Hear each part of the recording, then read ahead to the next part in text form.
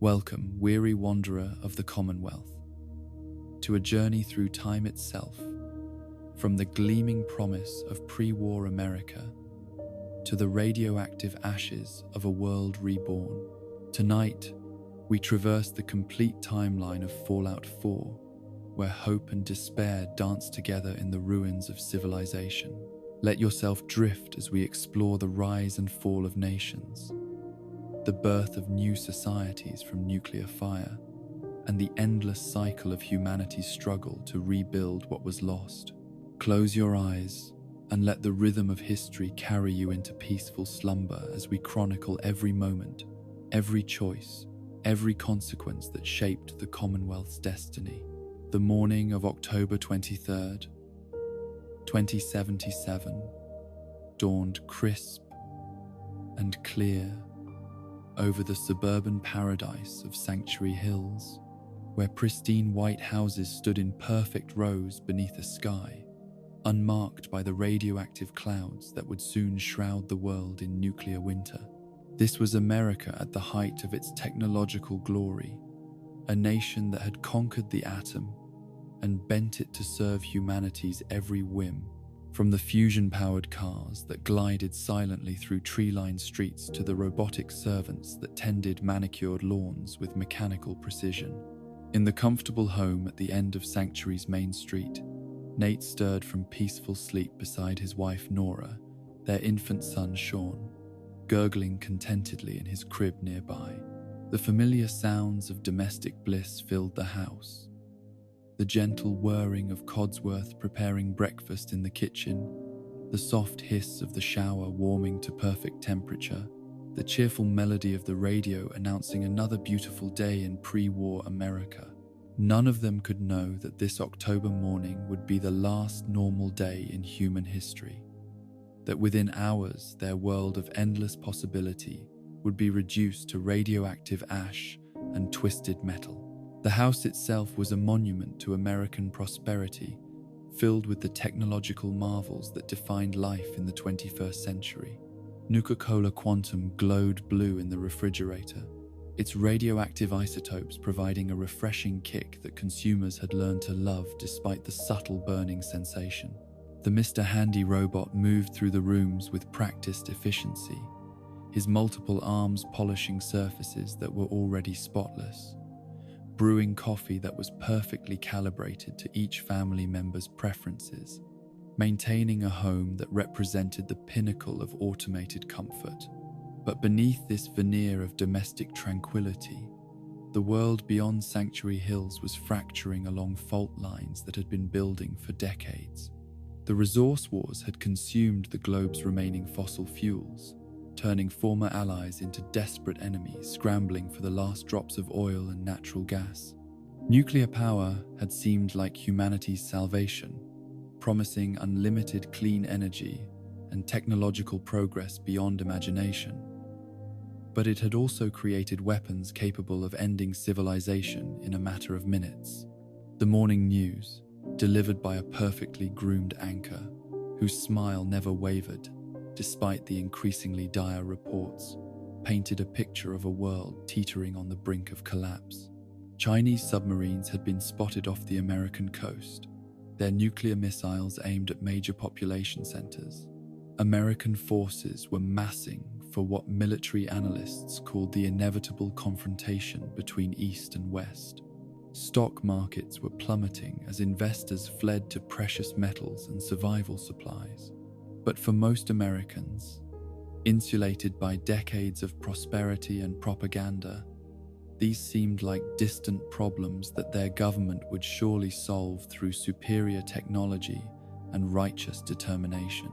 Nate pulled on his military uniform with practiced ease, the blue fabric bearing the insignia of a decorated veteran who had served his country with distinction during the earlier conflicts that had preceded this final confrontation. His service record was exemplary: commendations for valor, medals for leadership, the quiet pride of a man who had answered his nation's call when duty demanded sacrifice. But the wars he had fought were small affairs compared to what was brewing on the horizon, regional conflicts that had tested America's military might without threatening its fundamental existence. Nora moved through her morning routine with the grace of someone whose life had unfolded according to plan, her law degree hanging proudly on the wall beside photographs of happier times. She had built a career defending justice and truth in courtrooms where the rule of law still mattered, where evidence and argument could determine outcomes and civilized discourse could resolve conflicts.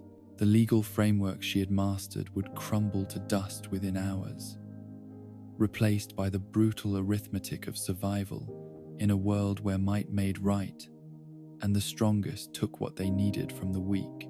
Their son Sean represented everything his parents hoped for in the future: unlimited potential wrapped in perfect innocence, a child who would grow up in a world of technological wonders and social progress. The nursery was filled with educational toys designed to stimulate developing minds, books that would teach him about science and history and human achievement. His future stretched ahead, bright and limitless, filled with opportunities his grandparents could never have imagined. College, career, family, contributions to a civilization that seemed destined to reach ever greater heights of knowledge and prosperity. But the future was not a straight line from past to present, and the forces gathering beyond America's borders cared nothing for individual dreams and aspirations. In hidden bunkers beneath Beijing, Chinese leadership was making calculations of their own, weighing the costs of continued conflict against the terrible mathematics of nuclear warfare. Their own resource shortages had grown desperate, their people hungry for the oil and minerals that America jealously guarded. Diplomacy had failed, conventional warfare had reached a stalemate, and the atomic option was beginning to seem not just possible but inevitable. The breakfast table conversation was ordinary in the way that only tragedy could make extraordinary in retrospect. Nate discussed his plans for the weekend, perhaps taking Sean to the park if the weather held. Nora mentioned a case she was working on, some corporate dispute that would be rendered meaningless before lunch. They talked about buying a new car, maybe one of those beautiful Chrysler models with the fusion engine that promised to run forever on a single fuel cell. The mundane concerns of people who believed tomorrow would be much like today, only slightly better through the steady march of progress and American ingenuity. Codsworth served their meal with mechanical cheerfulness, his programming optimized for domestic service and family support. His personality matrices had been carefully crafted to provide companionship and assistance without crossing the uncanny valley that made humans uncomfortable around truly intelligent machines. He was the perfect servant, loyal, efficient, emotionally supportive but never demanding, capable of managing a household's complex needs while remaining charmingly subservient to his human owners. The irony that he would outlast them all by centuries was beyond anyone's ability to predict. The radio continued its cheerful chatter between songs, advertisements for products that would never be manufactured again, mixing with news reports that grew more ominous by the hour. Vault Tech commercials promised safety and security in underground shelters designed to protect American families from any conceivable threat. The company's scientists had spent decades perfecting the technology of survival, creating self-contained environments that could sustain human life indefinitely beneath the Earth's surface. Their marketing emphasized the patriotic duty of preparation, the wisdom of planning for an uncertain future. But Vault-Tech's true purposes ran deeper than mere civil defense, hidden agendas that would only become clear in the decades following the war. The vaults were not simply shelters but laboratories, elaborate experiments designed to test human behavior under extreme conditions. The company's executives, working in collaboration with shadowy government agencies, saw the coming nuclear exchange as an opportunity to gather data about human psychology and social organization. Each vault would be a controlled environment, where carefully selected variables could be manipulated to produce specific outcomes. The knock at the door came precisely at 10:15. A Vault Tech representative in a crisp blue suit carrying a clipboard and wearing the practiced smile of someone who made their living selling peace of mind to anxious families. His presentation was polished and professional, emphasizing the benefits of underground living and the cutting-edge technology that made long-term habitation possible. The paperwork was straightforward. Just a few signatures and the family would be guaranteed space in Vault 111, a state-of-the-art facility designed for indefinite occupation. Nate signed without hesitation, his military training making him acutely aware of the genuine threats gathering on the horizon. The representative's warnings about imminent nuclear exchange were not mere sales tactics, but sober assessments of a deteriorating strategic situation.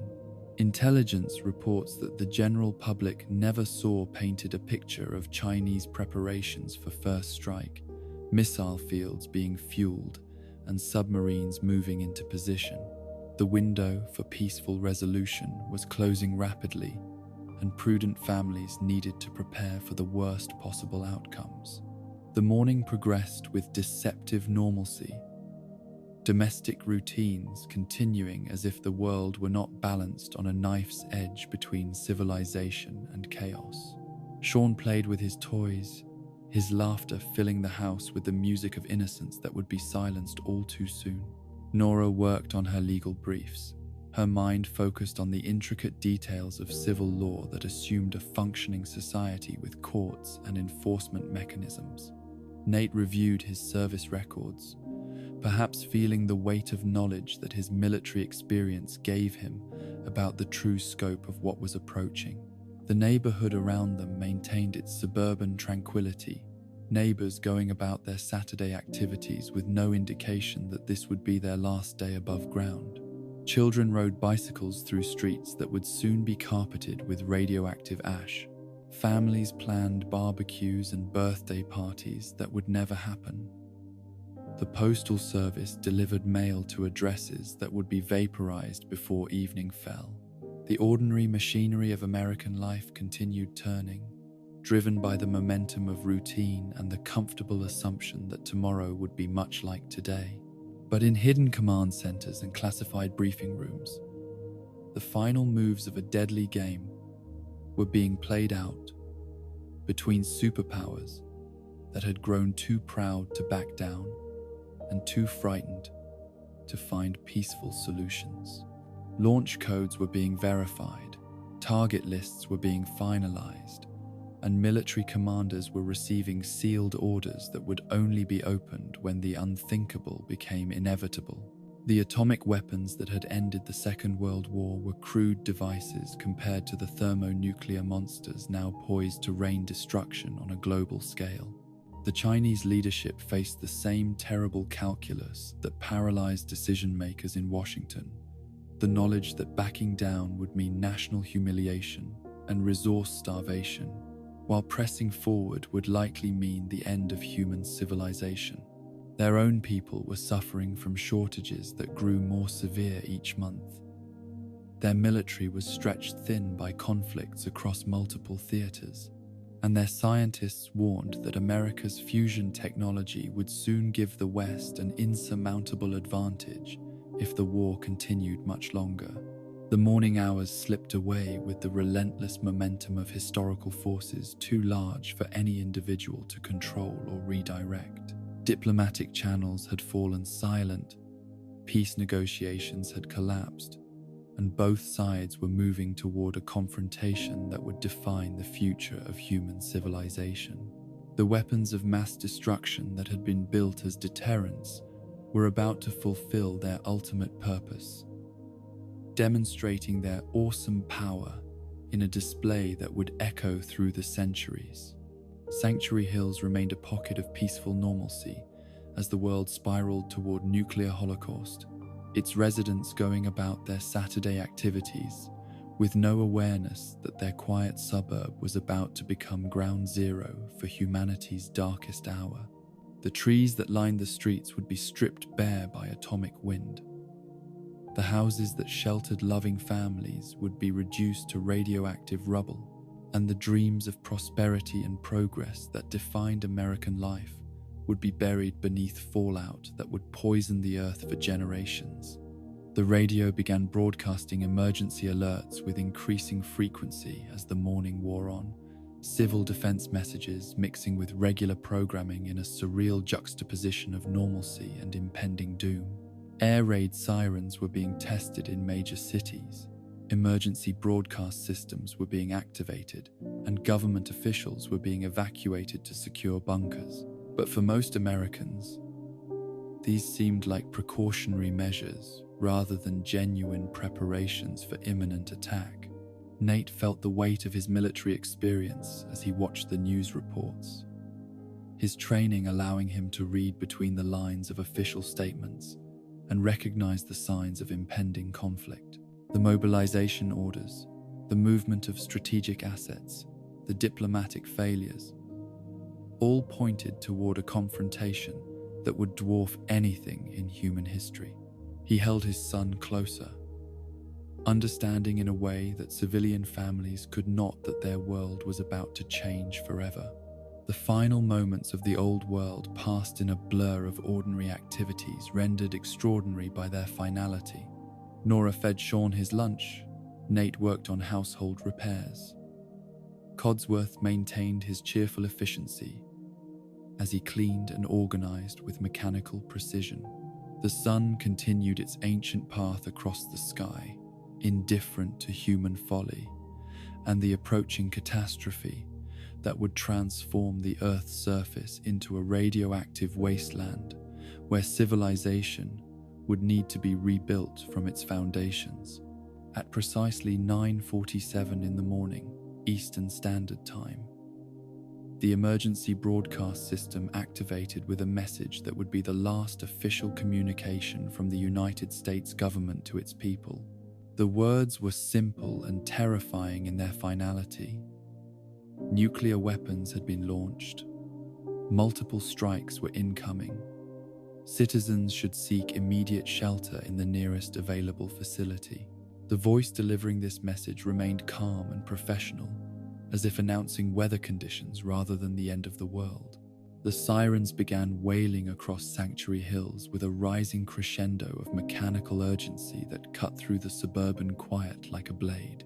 Neighbors emerged from their houses in confusion and growing panic, some still wearing pajamas and robes, others clutching children and pets as they tried to comprehend what was happening. The carefully ordered world of suburban America began collapsing as the reality of nuclear war crashed through the comfortable illusions that had sustained their daily lives.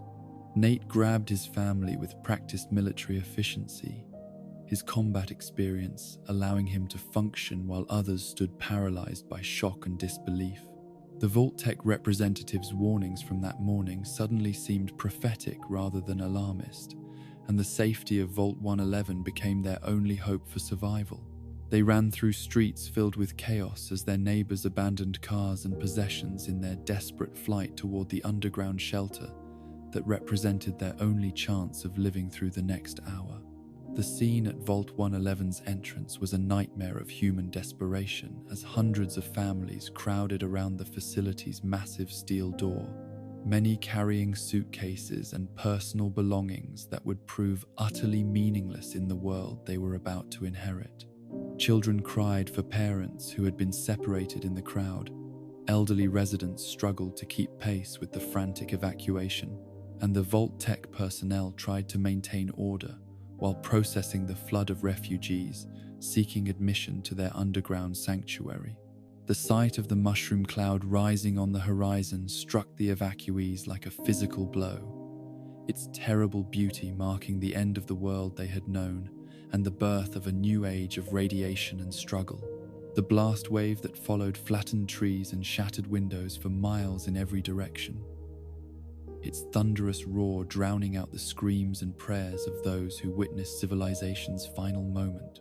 The heat that preceded the shockwave seared exposed skin and ignited everything flammable, turning the pastoral landscape into an inferno of destruction. The massive vault door sealed with a grinding finality that cut the survivors off from the burning world above, the heavy steel barrier representing both salvation and imprisonment for those who had been fortunate enough to gain admission. The decontamination procedures that followed were thorough and impersonal, stripping away the last vestiges of their pre-war identities as they were processed into Vault 111's sterile underground environment. The cryogenic pods that awaited them were presented as temporary measures, short-term storage while the surface radiation levels decreased to safe limits. The Vault's personnel explained the process with clinical efficiency, suspended animation that would allow the residents to sleep through the worst of the nuclear winter and emerge into a world beginning to heal from atomic devastation. The time frame was vague but optimistic, perhaps a few years at most before they could return to rebuild their lives in the world above. But the true purpose of Vault 111 remained hidden from its residents. Another node in Vault-Tech's vast network of human experimentation facilities scattered across the former United States. The cryogenic technology was not intended for short-term preservation but for indefinite suspension, keeping the Vault's population in frozen storage, while the company's scientists gathered data about the long-term effects of suspended animation on human physiology and psychology. The residents who trusted Vault-Tech with their lives had unknowingly volunteered for an experiment that would span centuries. The Great War of 2077 lasted exactly 11 minutes from first launch to final impact. But those 11 minutes transformed human civilization from technological triumph to radioactive ruin. The weapons that fell on that October morning were products of humanity's greatest scientific achievements turned toward its own destruction. Fusion and fission reactions that released the power of stars to incinerate cities and poison continents. The old world ended not with a whimper, but with atomic fire that burned away the accumulated wisdom and culture of millennia. As the vault door sealed and the cryogenic systems activated, the last conscious thoughts of Sanctuary Hill's survivors were of the world they were leaving behind. The comfortable certainties of suburban life, the promise of technological progress, the simple faith that tomorrow would be better than today. They closed their eyes, expecting to wake in a few years to a world healing from atomic trauma, ready to rebuild what had been lost. Instead, they began a 2-century sleep that would carry them across the vast gulf between the world that was and the world that would emerge from nuclear winter's embrace. The frozen faces in their crystalline chambers reflected the last moments of pre-war optimism, expressions of hope and determination that would remain unchanged, while the surface world above them died and was slowly reborn. They slept through humanity's darkest centuries, their dreams preserving memories of a lost golden age, while the Commonwealth outside slowly evolved from radioactive wasteland to the harsh but living world they would eventually inherit. The Great Sleep had begun, and with it, the long journey toward a future none of them could have imagined in their worst nightmares or wildest dreams. The cryogenic pods of Vault 111 hummed with mechanical precision through the long decades of the 22nd century, their occupants suspended in crystalline sleep, while the world above them slowly died and was reborn from atomic ashes.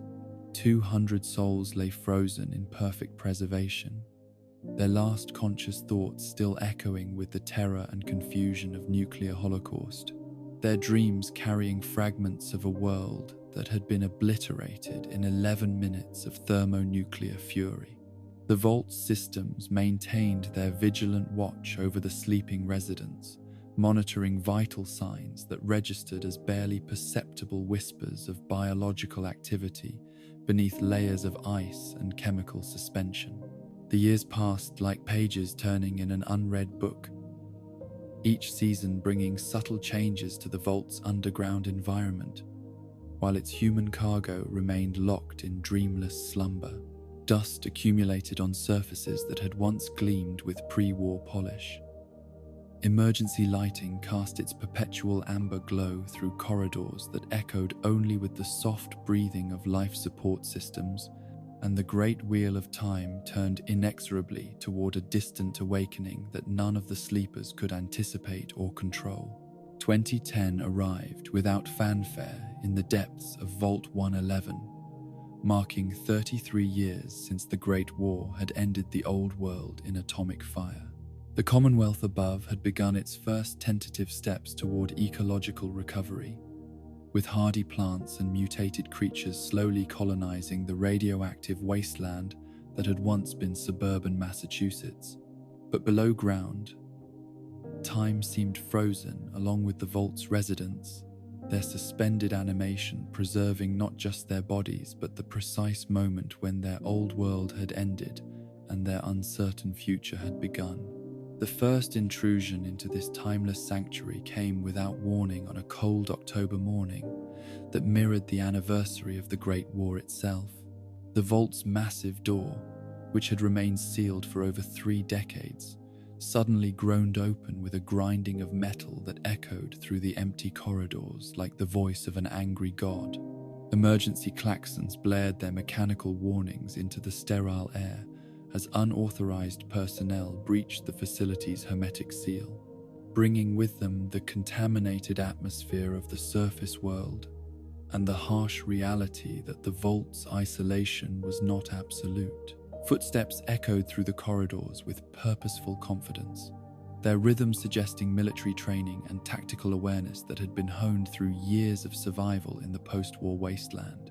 The intruders moved with practiced efficiency through the Vault's layout, their knowledge of Vault tech construction standards, allowing them to navigate the facility's standardized design without hesitation or confusion. They were not random scavengers stumbling upon an abandoned shelter, but professionals executing a carefully planned operation with specific objectives and predetermined outcomes. The leader of this intrusion was a man whose appearance spoke of decades spent surviving in the radioactive wilderness that had replaced the green suburbs of pre-war America. Conrad Kellogg had been shaped by the wasteland's harsh lessons into something harder and more ruthless than the civilization that had originally produced him. His enhanced physiology, bearing cybernetic modifications that extended his lifespan far beyond normal human limits. His pale eyes held the cold calculation of someone who had learned to make difficult choices without the luxury of moral uncertainty, and his weathered face carried scars that told stories of violence and survival in a world where mercy was often fatal weakness. Beside him walked a figure that would have seemed impossible to the pre-war scientists who had designed Vault 111's security systems. The courser designated X688 moved with inhuman grace and precision, his synthetic biology crafted by the Institute's advanced technology to surpass human capabilities in every measurable category. To casual observation, he appeared perfectly human, but closer examination would have revealed the subtle markers of artificial construction: skin that was too perfect, movements that were too precise, eyes that held intelligence without the chaotic spark of natural consciousness. Their mission was brutally simple in conception, but devastating in its implications for the Vault's sleeping residents.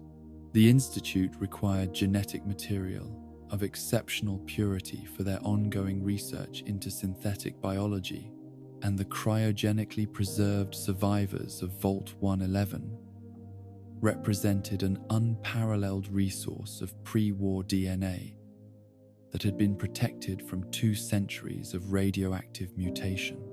Among the 200 sleepers lay the potential for scientific breakthroughs that could advance the Institute's goals by decades, but accessing that potential required sacrifices that the sleeping families could never have consented to make. The cryogenic bay stretched before them like a cathedral of frozen dreams, row upon row of crystalline pods containing the perfectly preserved remains of suburban American families who had trusted Vault-Tec with their lives and futures. Each pod was a monument to interrupted existence, holding fathers and mothers, children and grandparents in suspended animation that had originally promised salvation, but had instead become an indefinite imprisonment in ice and silence. The soft blue glow of the cryogenic systems cast an ethereal light over the sleeping faces, creating an atmosphere of peaceful slumber that belied the violence about to be unleashed upon their dreams. Kellogg's attention focused immediately upon one particular pod, his enhanced vision reading the identification plaques with practiced efficiency until he located his primary objective. The family sleeping within Pod C7 represented everything his employers had been seeking. Young parents with an infant child, all preserved in perfect genetic condition by 33 years of flawless cryogenic suspension. The father bore the physiological markers of military service, his muscle mass and bone density suggesting combat experience that might prove useful for future institute operations. The mother displayed the intellectual refinements of advanced education, her neural architecture potentially valuable for understanding pre-war cognitive patterns. But it was the infant who truly mattered to the Institute's researchers. His tiny form, representing genetic potential in its purest possible state. Unlike his parents, who had lived for decades in the pre-war world and absorbed its environmental toxins and radiation exposure, the child had been conceived and gestated in conditions of unprecedented purity. His DNA carried no mutations, no accumulated damage from nuclear testing or industrial pollution, no genetic drift from generations of survival in radioactive environments. He was, in essence, a perfect specimen of pre-war humanity preserved at the moment of civilization's collapse.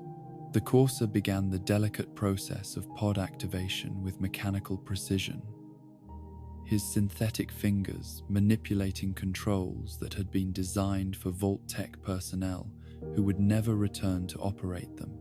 The cryogenic systems responded to his commands with reluctant cooperation. Decades of automated maintenance, allowing the complex machinery to function despite the absence of its intended operators. Steam hissed from release valves as the thawing cycle began its carefully programmed sequence, slowly returning warmth and consciousness to bodies that had known neither for over 3 decades. The woman emerged from her frozen dreams first, her consciousness returning like a tide flowing back across barren shores. Nora's eyes opened to a world that seemed unchanged from the moment she had closed them. The vault's sterile environment, maintaining the illusion that only moments had passed since the great door had sealed them away from atomic fire. But the faces looking down at her were wrong, strangers where Vault-Tec personnel should have been, and the expressions they wore carried threats that her pre-war sensibilities struggled to process and understand. Her voice emerged as a whisper of confusion and growing fear, questions about time and location and the safety of her family tumbling from lips that had spoken no words for 33 years. The reassurances she received were lies wrapped in gentle tones, promises about her safety and her husband's well-being that were designed to maintain her cooperation during the critical moments that would follow. Kellogg's experience with psychological manipulation allowed him to present himself as a rescuer rather than a predator, someone who had come to save rather than destroy what remained of her pre-war life. The deception lasted only until she noticed her husband's pod remaining sealed while hers had been opened. The disparity creating questions that demanded answers her captors were unwilling to provide. When gentle lies failed to satisfy her growing alarm, Kellogg's mask of benevolence fell away to reveal the cold pragmatism that had carried him through decades of survival in the wasteland. The Institute needed only the child, not the parents, who would complicate his extraction and create unnecessary emotional attachments to a world that no longer existed.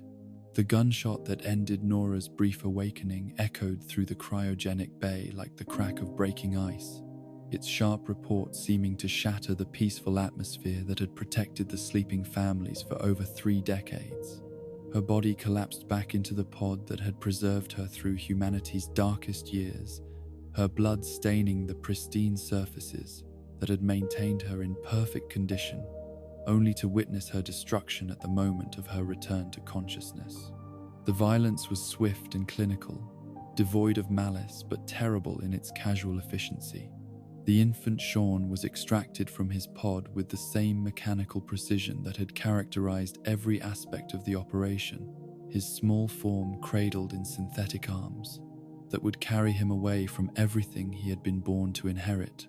His cries filled the vault's corridors with the first sounds of genuine life the facility had hosted since its sealing, but they were cries of distress rather than joy, the distress of separation from parents he would never know, and a world he would never understand.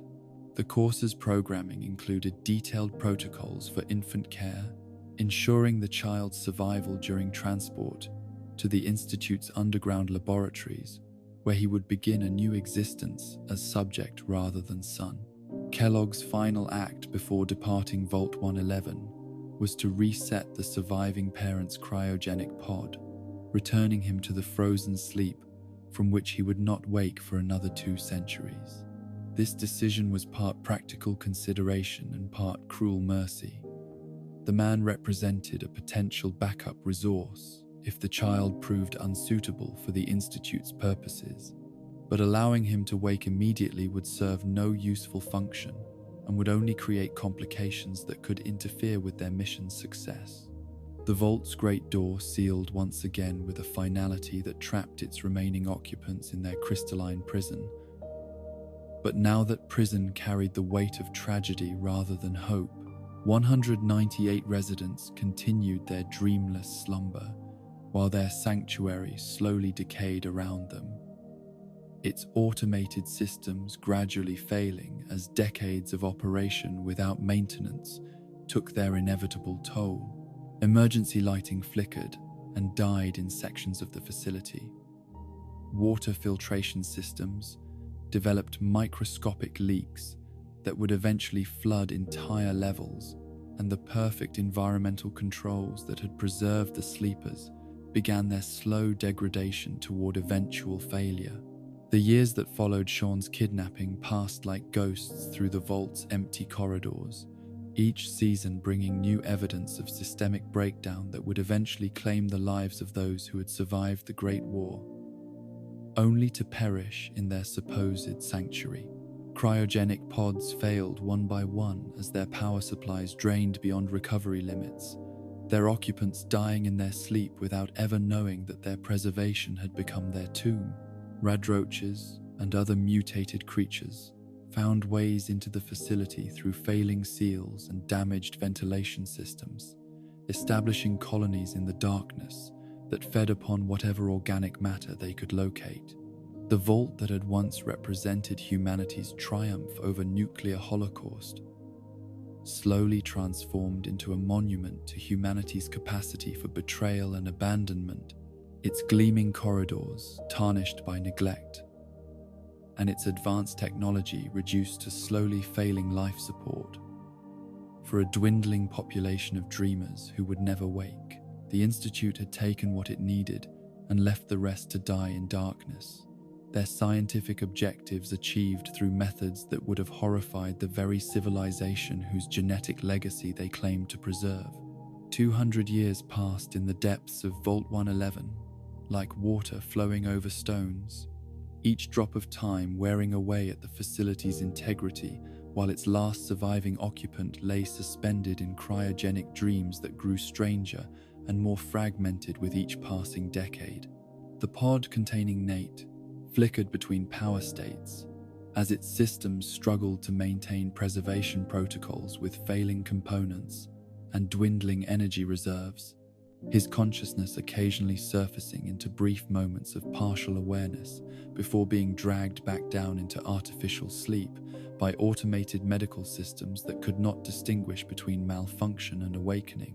The Commonwealth above underwent its own transformation during these silent centuries, evolving from radioactive wasteland into a complex ecosystem of mutation and adaptation that bore little resemblance to the suburban paradise that had existed before the Great War. New settlements arose from the ruins of old cities, their residents learning to extract life from poisoned soil and contaminated water through ingenuity and desperate determination. Trade routes connected scattered communities across the wasteland, carrying goods and information through territories patrolled by raiders and super mutants who had carved their own violent domains from the chaos of nuclear winter. But these developments remained unknown to the dreaming survivor in his failing pod, his mind lost in fragmentary visions of a world that had died 2 centuries ago. Sometimes his dreams carried him back to peaceful mornings in Sanctuary Hills, where Nora would be waiting with coffee and conversation about their plans for the weekend. Other times his sleeping consciousness wrestled with memories of the last day, trying to process the impossible sequence of events that had carried him from suburban comfort to underground imprisonment in the span of a few terrifying hours.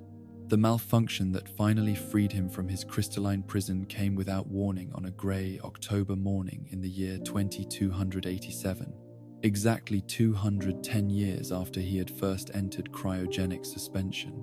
A cascade failure in the vault's primary power grid caused his pod systems to interpret the sudden energy fluctuation as a revival command, initiating the thawing sequence that would return him to consciousness for the first time since Sean's kidnapping. Steam hissed from emergency vents as warmth flooded back into tissues that had known only the cold embrace of suspended animation for over 2 centuries. His awakening was neither gentle nor gradual, but rather a violent return to consciousness that felt like drowning in reverse, his lungs suddenly demanding air that tasted of metal and decay. The vault's atmosphere had grown stale and toxic during his long sleep, contaminated by the slow breakdown of life support systems that had never been designed for operation across such vast spans of time. His first breath was a gasping sob of confusion and disorientation, his mind struggling to bridge the gap between his last clear memory and his present circumstances. The cryogenic bay that greeted his returning vision was a charnel house of failed preservation, pod after pod standing dark and empty, where his neighbors and friends had once slept in peaceful suspension. Some pods had simply lost power and allowed their occupants to die quietly in their sleep, while others showed evidence of more violent endings, cracked glass and scattered bones, suggesting breaches by the mutated creatures that had claimed the vault as their territory. The sterile beauty of the facility had been replaced by the organic horror of decay and abandonment. His wife's pod stood open beside his own, its interior stained with dried blood that told a story his fractured memory struggled to accept. The glass that had protected her during their long sleep was shattered, and the space where she should have been lying contained only the echoes of violence that had occurred in what felt like moments ago, but had actually been centuries in the past. Her absence created a void in his understanding that no amount of logical reasoning could fill, a gap between expectation and reality that threatened to break his mind entirely. The search for answers led him through corridors that had become alien in their decay, past doorways that opened onto flooded chambers, and collapsed passages that blocked access to entire sections of the facility.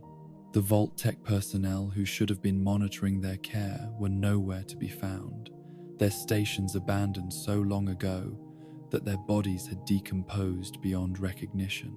Emergency protocols that should have awakened the Vault's residents during system failures had never activated, leaving them to die in darkness while their sanctuary crumbled around them.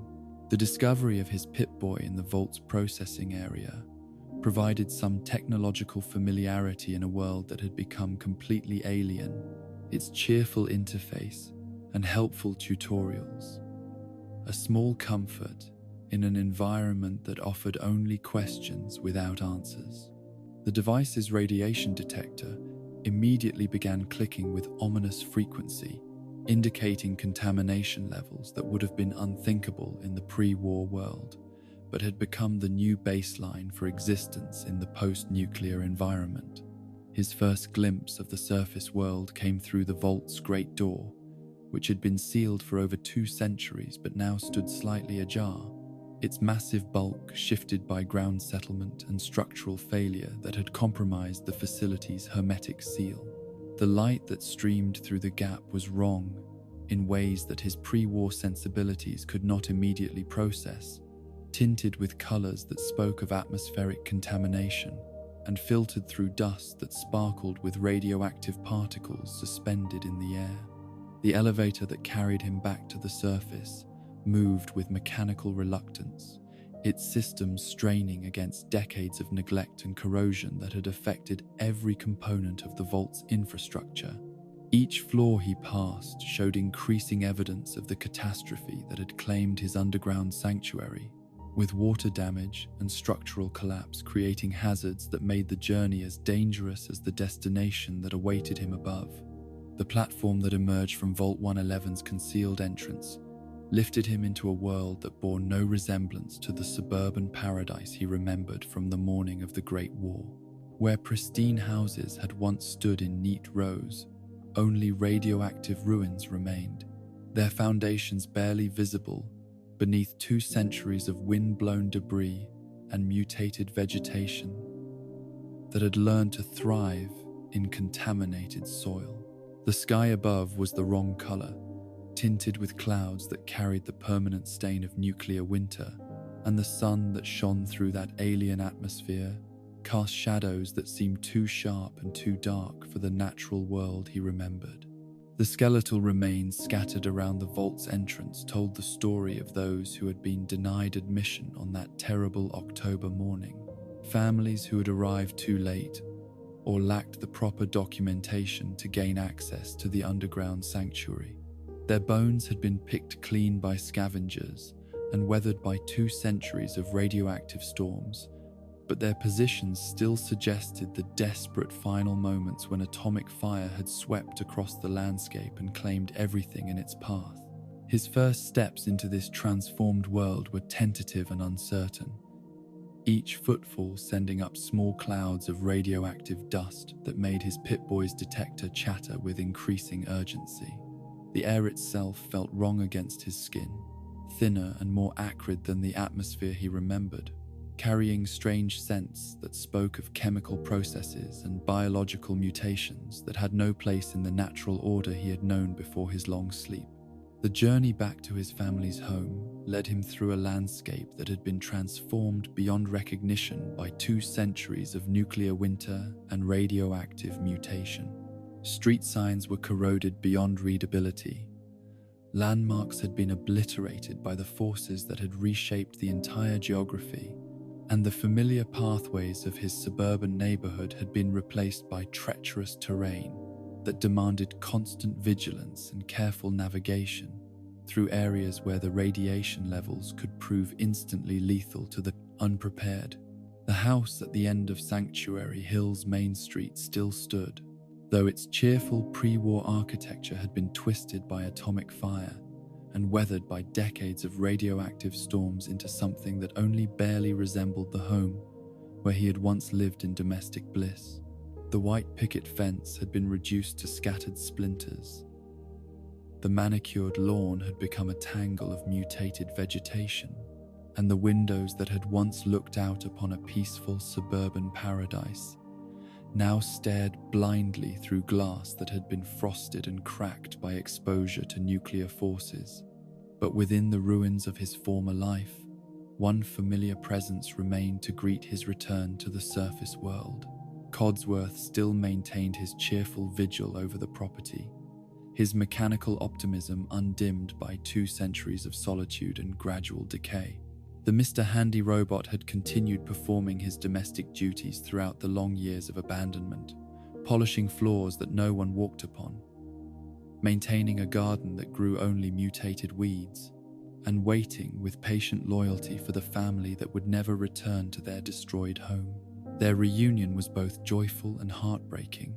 The robot's enthusiasm at seeing his human charges again mixed with growing confusion as he processed the evidence of how much time had actually passed since that last normal morning in 2077. His mechanical memory had perfectly preserved every detail of their domestic life, but his understanding of temporal progression had been damaged by decades of isolation and system degradation, creating a gap between his expectations and the reality of their transformed world. The conversation that followed revealed the full scope of the catastrophe that had claimed everything they had once known and loved. 200 years had passed while he slept in his crystalline prison. 2 centuries during which civilization had collapsed, humanity had struggled to survive in radioactive ruins, and new societies had slowly emerged from the ashes of the old world. Everyone he had ever known was dead. Every institution he had relied upon was destroyed, and every assumption he had made about the future had been rendered meaningless by the simple passage of time. The knowledge that his son Sean had been kidnapped from the vault added urgency to his growing understanding of his situation, transforming his awakening from a personal tragedy into a mission that would drive him forward through whatever challenges the Commonwealth might place in his path. Somewhere in this transformed world, his child might still be alive, might still need the protection and love that had been stolen from him on that terrible morning when strangers had violated their sanctuary and shattered their family forever. The great sleep was over, and with it ended the last connection between the old world of technological promise and suburban comfort and the new world of radiation and struggle that had emerged from atomic ashes. The dreamer had awakened to find his dreams transformed into nightmares, but also to discover that even nightmares could not extinguish the fundamental human drive to seek meaning and connection in a universe that seemed designed to provide neither. The wastelands stretched before him in all directions, vast and dangerous, and filled with possibilities that no pre-war imagination could have conceived. His journey into this alien landscape would be guided by love for a child he had barely known and hope for a reunion that might prove impossible. But it would also be sustained by the simple determination to continue existing in a world where existence itself had become an act of defiance against forces that seemed designed to extinguish all traces of human consciousness and connection. The Commonwealth that greeted the sole survivor's emergence from Vault 111 was a testament to humanity's capacity for both destruction and resilience, a patchwork of struggling settlements carved from the radioactive bones of pre-war civilization. 2 centuries of nuclear winter had transformed the rolling hills and suburban neighborhoods of eastern Massachusetts into a harsh wilderness where nature itself had been twisted into new and dangerous forms. Yet life persisted with stubborn determination in corners and crevices that the atomic fire had somehow overlooked. The great city of Boston, once a beacon of American history and culture, had been reduced to a maze of collapsed skyscrapers and irradiated ruins that local survivors had christened simply the glowing sea, for the eerie luminescence that marked its most heavily contaminated districts. But even in this urban wasteland, pockets of humanity had established footholds against the darkness, building communities that flickered like candles in the radioactive wind, each one a small victory against the forces that sought to extinguish human consciousness from the face of the earth. Diamond City rose from the ruins of Fenway Park like a medieval fortress constructed from the bones of America's national pastime. Its towering walls, built from salvaged stadium materials and reinforced with 2 centuries of desperate ingenuity. The settlement's inhabitants had transformed the baseball diamond into a thriving marketplace where traders from across the Commonwealth gathered to exchange goods and information, their voices creating a constant murmur of commerce and conversation that echoed through the enclosed space like the ghost of crowds that had once cheered for home runs and stolen bases. The city's mayor, a man whose political acumen had been honed through decades of managing the delicate balance between security and commerce that kept his community alive, maintained order through a combination of diplomatic skill and carefully controlled force. His office overlooked the settlement's bustling center from the former press box, providing him with both literal and symbolic elevation above the citizens whose welfare depended upon his ability to navigate the complex web of relationships that connected Diamond City to the wider Commonwealth's network of trade and mutual protection. But beneath the surface, prosperity of Diamond City's marketplace lay currents of tension and fear that reflected the deeper anxieties plaguing all of post-war society.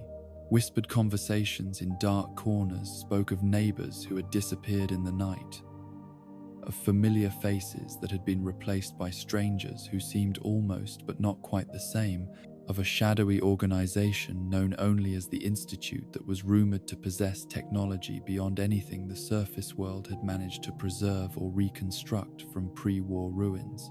The synth paranoia that gripped Diamond City's population was not mere superstition, but a rational response to evidence that artificial beings walked among them, indistinguishable from natural humans, until some subtle behavioral quirk or too perfect physical characteristic revealed their synthetic nature. These infiltrators served purposes that no one on the surface could fully understand, gathering information and influencing events in ways that suggested a coordinating intelligence of vast scope and sophisticated organization, operating from some hidden stronghold beyond the reach of Commonwealth authorities. To the north of Diamond City, in the dangerous neighborhoods that had once been Boston's historic districts, another kind of community had taken root in the shadows between the ruins. Goodneighbor welcomed outcasts and criminals with the kind of rough democracy that emerged naturally in places where traditional law enforcement had collapsed and been replaced by informal codes of conduct enforced through violence and mutual self-interest. The settlement's neon signs cast colorful light through perpetual twilight created by the ruins' towering walls, advertising establishments that provided services and entertainments that more respectable communities would never openly acknowledge. The mayor of Goodneighbor ruled through charisma and carefully calculated unpredictability, his political philosophy, based on the principle that liberty flourished best in environments where authority was too weak or distracted to impose order on individual choices. His domain attracted ghouls and other mutants who faced discrimination in more traditional settlements, as well as humans whose past actions or present occupations made them unwelcome in communities that maintained stricter standards of respectability and social conformity. But even Goodneighbor's libertarian atmosphere could not entirely escape the tensions that ran like fault lines through every Commonwealth settlement, dividing communities along lines of ideology and survival strategy that reflected different approaches to the fundamental question of what human civilization should become in the post-war world. Some residents advocated for aggressive expansion and resource acquisition, arguing that only strength could guarantee survival in a world where weakness invited predation from raiders and super mutants who recognized no law except violence. Others promoted more cautious strategies focused on sustainable development and diplomatic relationship building, believing that the Commonwealth's scattered communities could achieve greater security through cooperation than through competition. These philosophical differences often manifested as practical disputes over trade routes, water rights, and military alliances that could determine whether settlements prospered or withered, as the harsh arithmetic of post-war economics played out across the wasteland's unforgiving landscape. The Minutemen had once represented a third path between aggressive expansion and defensive isolation, their citizen-soldier philosophy embodying the democratic ideals that had theoretically guided pre-war American civilization. Their network of settlements had been connected by radio communications and mutual defense agreements that allowed small communities to call upon their neighbors for assistance when raiders or super mutants threatened their survival, creating a kind of voluntary confederation that respected local autonomy while providing collective security against external threats.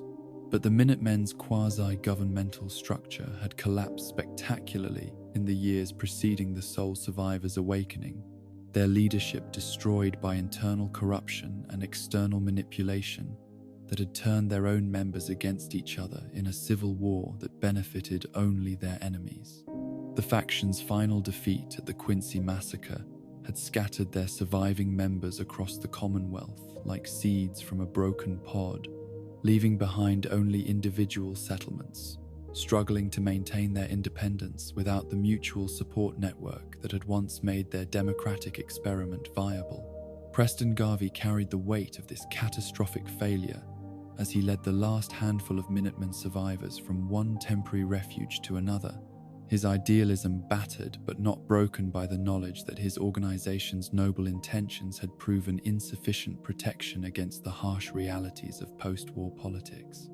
His small group of refugees included elderly settlers and frightened children who looked to him for protection he was increasingly unable to provide. Their faith in his leadership, a burden that grew heavier with each strategic retreat and tactical compromise.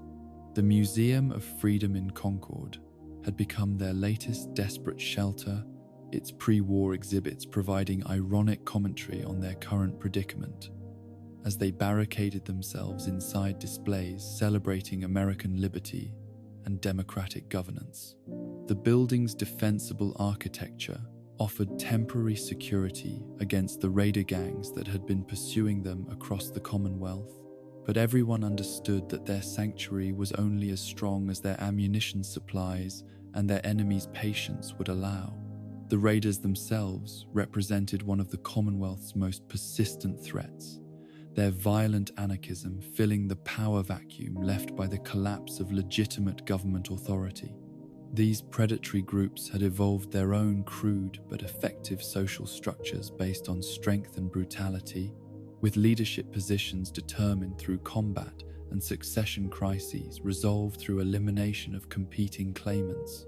Their camps and strongholds dotted the wasteland like malignant tumors, launching raids against settled communities that provided them with slaves, resources, and entertainment through the application of organized violence.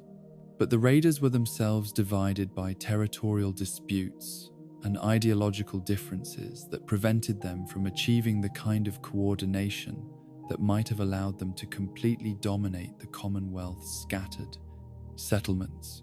Some groups focused primarily on economic predation, treating their victims as renewable resources to be harvested periodically rather than destroyed outright. Others embraced pure nihilism, finding satisfaction in destruction and chaos for their own sake, rather than pursuing any coherent strategic objectives. The super mutants posed a different kind of threat. Their incredible physical strength and apparent immunity to radiation, making them nearly unstoppable in direct combat, while their limited intelligence prevented them from developing sophisticated tactical approaches to warfare. These hulking creatures had been created through exposure to the forced evolutionary virus, a pre-war biological weapon that had transformed normal humans into grotesque giants whose enhanced physiology came at the cost of cognitive capacity and emotional stability. Most super mutants existed in a state of permanent rage and confusion, their damaged minds unable to process the complex social relationships that allowed human communities to function effectively. They gathered in loose tribes that communicated through violence and intimidation, their territorial claims enforced through brutal displays of strength that served both to establish dominance hierarchies within their own groups and to warn potential enemies about the consequences of encroachment upon their hunting grounds. The Commonwealth's eastern reaches had been claimed by one particularly aggressive super-mutant tribe whose leader had established his authority through a combination of exceptional combat prowess and rudimentary strategic thinking that elevated him slightly above his followers. Intellectual limitations. This warlord's forces regularly launched attacks against human settlements, capturing prisoners for reasons that remained unclear, but certainly involved prolonged suffering for their victims, who were rarely seen again after being dragged away to the mutants' crude fortifications. But perhaps the most mysterious and potentially dangerous threat facing Commonwealth settlements was the organization known simply as the Institute, whose very existence remained a matter of speculation and rumor, rather than confirmed fact. Those who claimed knowledge of this shadowy group described it as a collection of pre-war scientists who had survived the nuclear holocaust by retreating to underground laboratories where they continued their research in isolation from the surface world's struggles and concerns. The Institute's alleged capabilities included the creation of synthetic humans so sophisticated that they could pass for natural-born individuals, even under close examination, advanced transportation technology that allowed their agents to appear and disappear without using conventional travel methods, and scientific resources that far exceeded anything available to surface communities. If these reports were accurate, the Institute represented either humanity's greatest hope for technological recovery or its most serious threat, depending upon the motivations and intentions of the mysterious scientists who controlled such advanced capabilities. The evidence for the Institute's existence came primarily from the testimony of individuals who claimed to have encountered synthetic humans in various Commonwealth settlements, though proving such claims required a level of medical examination that was rarely available in the post-war world. These alleged synth encounters often involved people who seemed somehow wrong or artificial, their behavior patterns too perfect, or their physical characteristics too symmetrical to be entirely natural. But distinguishing genuine synthetic infiltrators from natural humans who happened to possess unusual traits remained virtually impossible without specialized equipment. The railroad had emerged as the primary organized response to the Institute's alleged activities, though their secretive nature made it difficult to assess their actual capabilities or membership numbers. This underground organization claimed to assist synthetic humans who had achieved self-awareness and sought freedom from their creator's control, providing them with new identities and safe passage to locations where they could live independently without fear of recapture or termination. The railroad's operations required an elaborate network of safe houses, communication codes, and trusted agents who risked their lives to move synthetic refugees through hostile territory, where discovery would mean death for both the artificial beings seeking freedom and the humans who aided their escape. Their ideology held that consciousness itself, rather than biological origin, determined an individual's right to life and liberty, making them natural enemies of both the Institute that created synths as property and the Brotherhood of Steel that sought to destroy all artificial life as an abomination against nature. The Commonwealth's northern territories had recently witnessed the arrival of this same Brotherhood of Steel, their massive airship dominating the skyline like a steel mountain floating impossibly through radioactive skies. The Pridwen represented military technology that exceeded anything the local settlements possessed, its presence announcing the Brotherhood's intention to impose their particular vision of post-war civilization upon the region, regardless of local preferences or existing political arrangements. Elder Maxon's forces brought with them the disciplined organization and advanced equipment that had allowed the Brotherhood to survive and prosper in the Western Wasteland. But they also carried ideological baggage that put them in immediate conflict with several of the Commonwealth's existing factions. Their fundamental hostility toward artificial intelligence and synthetic life forms made them natural enemies of both the Institute and the Railroad. while their authoritarian approach to technology control threatened the independence that settlements like Goodneighbor had fought to preserve. The Brotherhood's recruitment efforts focused on individuals who possessed technical skills or combat experience, offering them membership in an organization that promised security and purpose in exchange for absolute loyalty and unquestioning obedience to military hierarchy. Their ranks included scribes who preserved and studied pre-war technology, knights who maintained and operated the powered armor that gave Brotherhood forces their tactical advantages, and paladins who led combat operations against targets deemed threatening to humanity's long-term survival. But the Brotherhood's presence also brought hope to Commonwealth settlements that had struggled for decades against threats they could not effectively counter through their own limited resources. The super mutant tribes that had terrorized isolated communities for generations suddenly found themselves facing opponents with superior firepower and tactical coordination, while raider gangs discovered that their traditional hit-and-run tactics proved ineffective against enemies who possessed both advanced surveillance capabilities and the mobility to pursue fleeing attackers across vast distances. The arrival of all these factions in the same temporal window created a complex web of competing interests and conflicting ideologies that would inevitably lead to violence as their incompatible goals brought them into direct confrontation.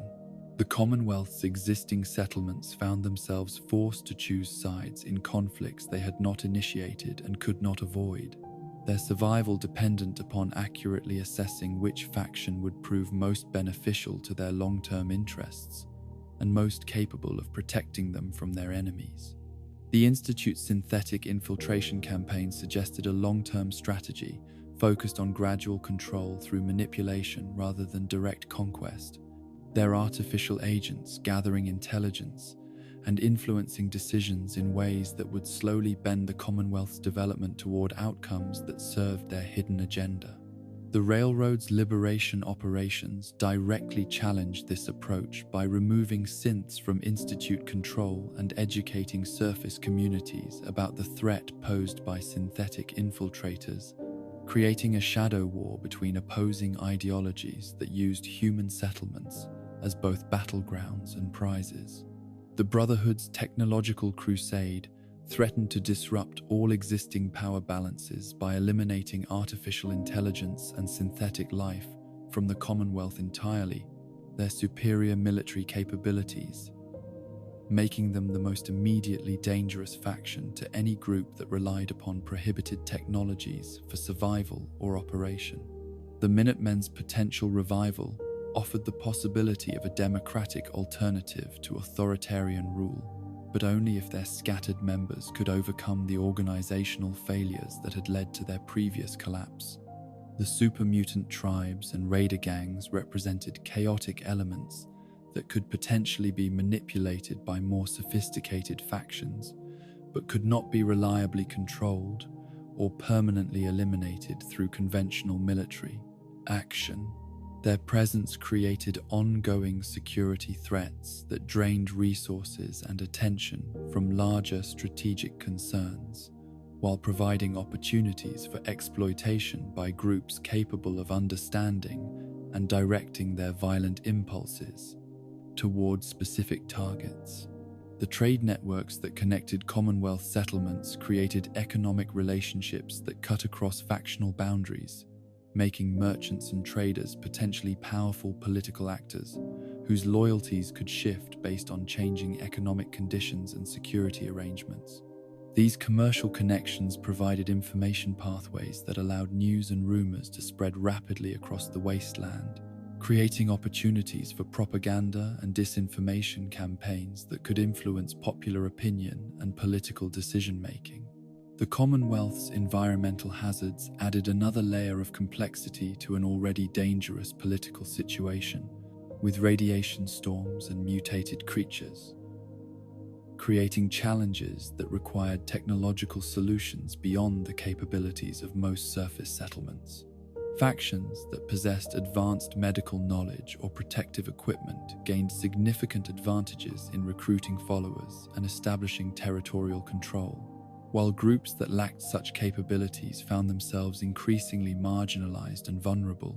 The water sources that sustained human life in the post-war world had become strategic resources whose control could determine the rise or fall of entire communities, making them inevitable focal points for conflict between groups with incompatible interests. The Commonwealth's major rivers and reservoirs carried contamination levels that required sophisticated purification technology to render safe for human consumption, creating dependencies that could be exploited by factions capable of providing or withholding access to clean water.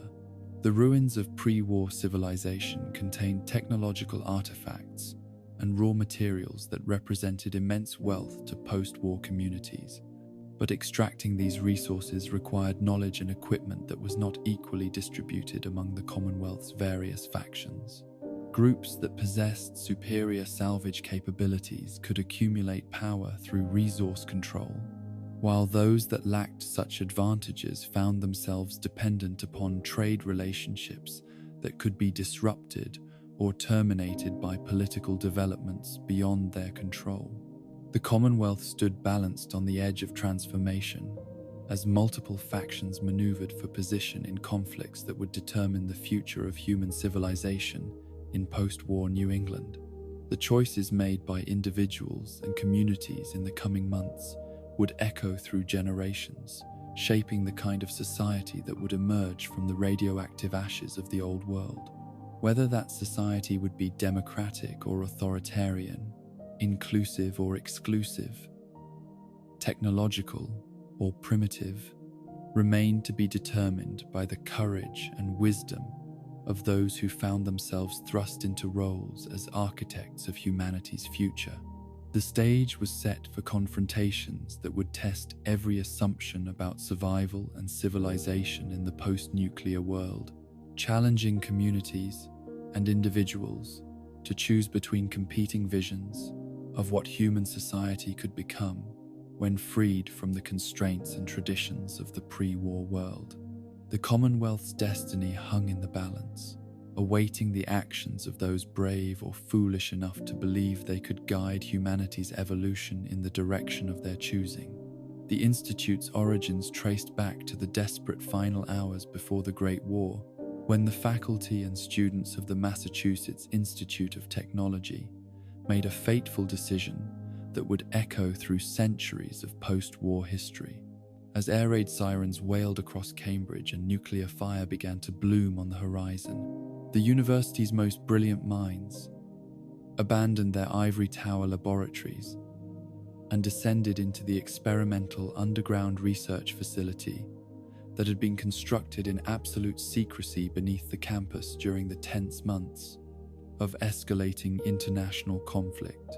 Dr. Robert House had been among the first to recognize the inevitability of nuclear exchange. His prescient warnings about resource depletion and diplomatic failure falling on deaf ears in government circles that preferred comfortable delusions to uncomfortable truths. But unlike the industrialist who would later rule New Vegas from his Lucky 38 casino, the MIT survivors chose collective action over individual preservation, pooling their knowledge and resources to create something unprecedented in the post-war world: a fully functional scientific community capable of advancing human knowledge despite the collapse of civilization above ground. The facility that sheltered them had been designed as a prototype for deep underground construction, its multiple levels extending far beneath the Cambridge bedrock, in a complex that rivaled Vault-Tech's most ambitious projects. But where the commercial vaults had been built to preserve existing populations in suspended animation, the Institute's founders intended their sanctuary to serve as an active research center where scientific progress could continue uninterrupted by the chaos and destruction that consumed the surface world. The early years of the Institute's existence were marked by remarkable achievements born from desperation and intellectual brilliance working in perfect harmony. Cut off from the global scientific community and forced to become completely self-sufficient, the underground researchers developed revolutionary advances in energy production, materials, science, and biological engineering that exceeded anything their pre-war colleagues had imagined possible. Their fusion reactors provided unlimited clean power. Their hydroponic farms produced abundant food in sterile growing chambers, and their medical technologies extended human lifespans far beyond natural limits. But isolation from the surface world also created psychological pressures that gradually warped the Institute's original humanitarian mission into something darker and more self-serving. As decades passed without contact from other scientific institutions or government authorities, the underground community began to view itself as humanity's sole repository of advanced knowledge, the only remaining guardians of civilization's intellectual heritage. This sense of unique responsibility evolved into feelings of superiority that justified increasingly questionable research methods and ethical compromises. The first generation of Institute scientists maintained connections to the pre-war world through personal memories and emotional attachments that tempered their growing elitism with human compassion. They remembered colleagues who had died in the nuclear fire, students whose potential had been cut short by atomic holocaust, and research projects abandoned when civilization collapsed around them. These memories served as moral anchors that prevented them from completely abandoning the humanitarian principles that had originally guided their scientific pursuits. But as these founding members aged and died, they were replaced by children who had grown up entirely within the Institute's underground environment, knowing the surface world only through historical records and second-hand accounts. These new scientists lacked the emotional connections that had restrained their predecessors, viewing the post-war wasteland not as their former home, but as a laboratory where human subjects could be studied and experimented upon without ethical constraints. The development of synthetic biology represented the Institute's greatest triumph and its most morally problematic achievement, combining advances in robotics, genetics, and artificial intelligence into creations that challenged fundamental assumptions about the nature of consciousness and humanity. The early synthetic prototypes were obviously artificial, mechanical constructs that performed simple tasks with programmed efficiency, but displayed no signs of genuine intelligence or self-awareness. Generation 1 synths fulfilled basic labor requirements within the Institute's underground complex. Their simple programming, allowing them to perform maintenance tasks, security duties, and routine manufacturing operations that freed human scientists to focus on more intellectually demanding research projects. These primitive androids were clearly machines rather than artificial beings, their crude construction and limited capabilities making them useful tools but not entities that required moral consideration or ethical protection. Generation 2 synths represented a significant advancement in synthetic technology. Their more sophisticated programming and improved physical construction, allowing them to interact with humans in more complex ways, while maintaining obvious artificial characteristics that prevented confusion about their true nature. Nick Valentine would later exemplify this generation's capabilities and limitations, his detective personality matrix providing him with genuine problem-solving abilities and emotional responses, while his obviously mechanical appearance clearly identified him as artificial rather than human. But Generation 3 synths crossed a threshold that transformed the Institute from a research organization into something resembling a slave manufacturing operation. Their biological construction and sophisticated programming making them virtually indistinguishable from natural humans in both appearance and behavior. These artificial beings possessed apparent consciousness, emotional responses, and cognitive capabilities that seemed to indicate genuine self-awareness, yet they were created as property to serve Institute interests without regard for their own desires or welfare.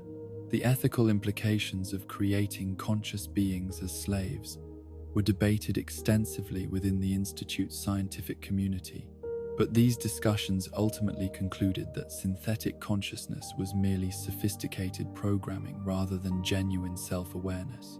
This convenient rationalization allowed the scientists to continue their work without confronting the moral dimensions of their activities, treating synths as advanced tools rather than sentient beings deserving of rights and protections.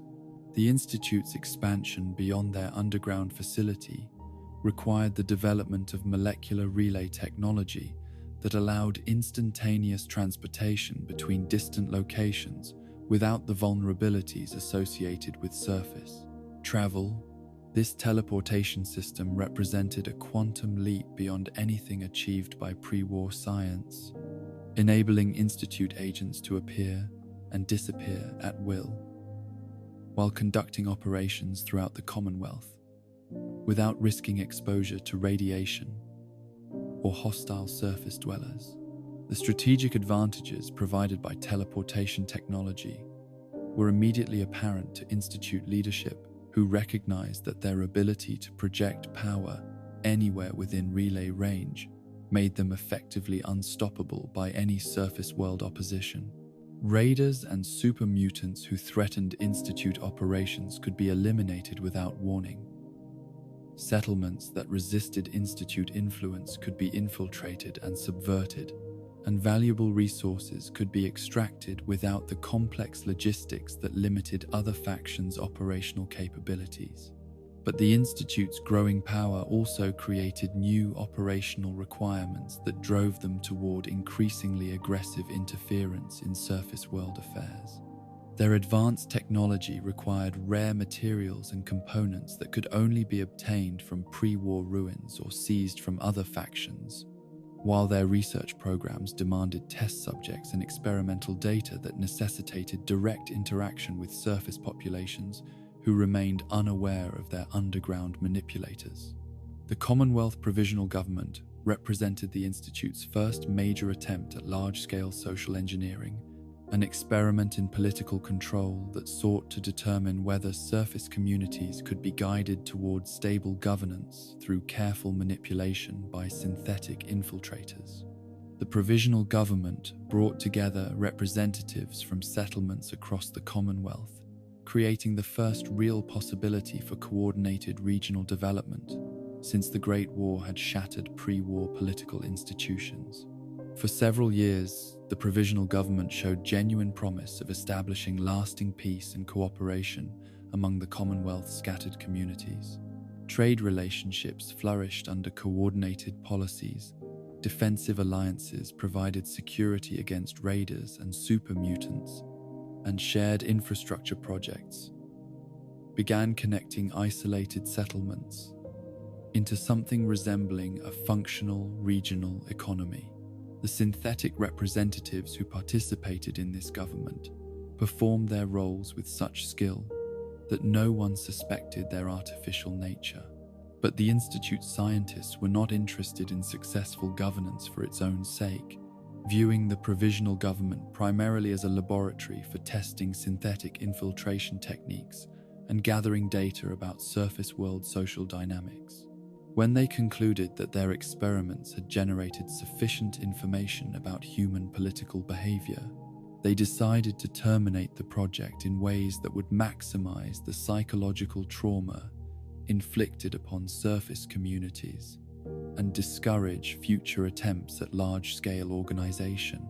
The massacre that ended the Commonwealth Provisional Government was orchestrated with clinical precision designed to create maximum horror and confusion among the survivors. Institute synths revealed their true nature at the climax of a crucial diplomatic meeting, turning on their human colleagues with sudden violence that left the conference chamber awash in blood. The synthetic infiltrators then disappeared through molecular relay transport, leaving behind only corpses and traumatized witnesses who could barely comprehend what they had experienced. The psychological impact of this betrayal resonated throughout Commonwealth society for generations, creating paranoia about synthetic infiltration that poisoned relationships between communities and individuals alike. Trust became a luxury that few could afford when neighbors might be artificial beings serving hidden masters, and cooperation became dangerous when collaborative projects might be covers for institute manipulation. The provisional government's destruction achieved its intended purpose of preventing surface world unification while generating valuable research data about the long-term effects of psychological warfare on human social organization.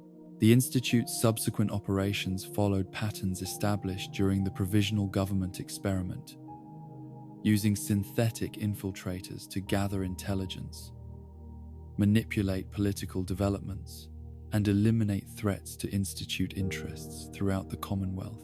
Synthetic replacements were created for key individuals in various settlements, their original targets kidnapped and subjected to extensive study before being discarded as no longer useful for research purposes. These replacement operations served multiple scientific objectives while advancing Institute strategic goals, providing researchers with opportunities to study human behavior patterns, social relationships, and psychological responses under controlled conditions.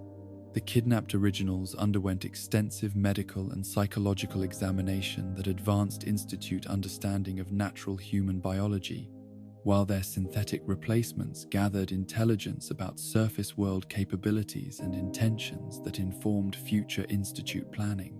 The selection criteria for replacement targets reflected both scientific interests and operational requirements, with Institute analysts identifying individuals whose positions or relationships made them valuable sources of information, while ensuring that their synthetic doubles could maintain their social roles without arousing suspicion.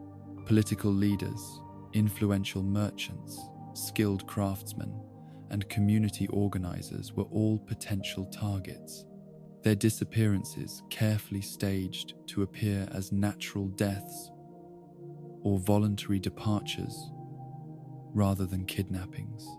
The synthetic replacement process required months of careful preparation and observation, with Institute surveillance teams gathering detailed information about target individuals' personalities, relationships, habits, and psychological profiles. This data was used to program synthetic doubles with behavioral patterns sophisticated enough to convince even close family members and intimate partners that nothing had changed about their loved ones, despite the complete replacement of their consciousness with artificial programming. The Institute's Corsa program represented the elite tier of synthetic development, producing artificial beings with enhanced physical capabilities and specialized programming for missions requiring combat effectiveness and operational independence. These advanced synths served as the Institute's primary enforcement mechanism, tracking down escaped synthetic slaves, eliminating threats to Institute security, and conducting operations that required capabilities beyond those possessed by standard Generation 3 models. Courses like X688 embodied the Institute's technological superiority while demonstrating their complete disregard for synthetic consciousness and autonomy. These artificial beings possessed apparent self-awareness and emotional responses that seemed genuine, yet they were programmed with absolute loyalty to Institute directives and incapable of questioning orders that might conflict with their apparent personal interests or moral intuitions. The Corsa creation process involved extensive psychological conditioning that suppressed whatever genuine consciousness the synthetic beings might possess, replacing independent thought with programmed responses that prioritized Institute objectives above all other considerations. This mental modification was so thorough that Corsas appeared to embrace their roles as elite enforcers, taking pride in their enhanced capabilities and displaying enthusiastic dedication to missions that involved hunting down and terminating their own artificial kindred who had achieved true self-awareness. The Institute's research into human genetics reached new levels of sophistication as their scientists gained access to pre-war DNA samples preserved in Vault 111's cryogenic facilities. The kidnapping of infant Sean provided them with genetic material of unprecedented purity, unmarked by 2 centuries of radioactive mutation and environmental contamination that had altered the DNA of surface world populations in ways that interfered with synthetic biology applications. Sean's genetic template became the foundation for a new generation of synthetic beings whose biological construction achieved perfection that earlier models had only approximated. These advanced synths possessed not only flawless physical characteristics, but also enhanced cognitive capabilities that exceeded natural human intelligence in specific areas while maintaining the emotional responses and social instincts that made them effective infiltrators and manipulators.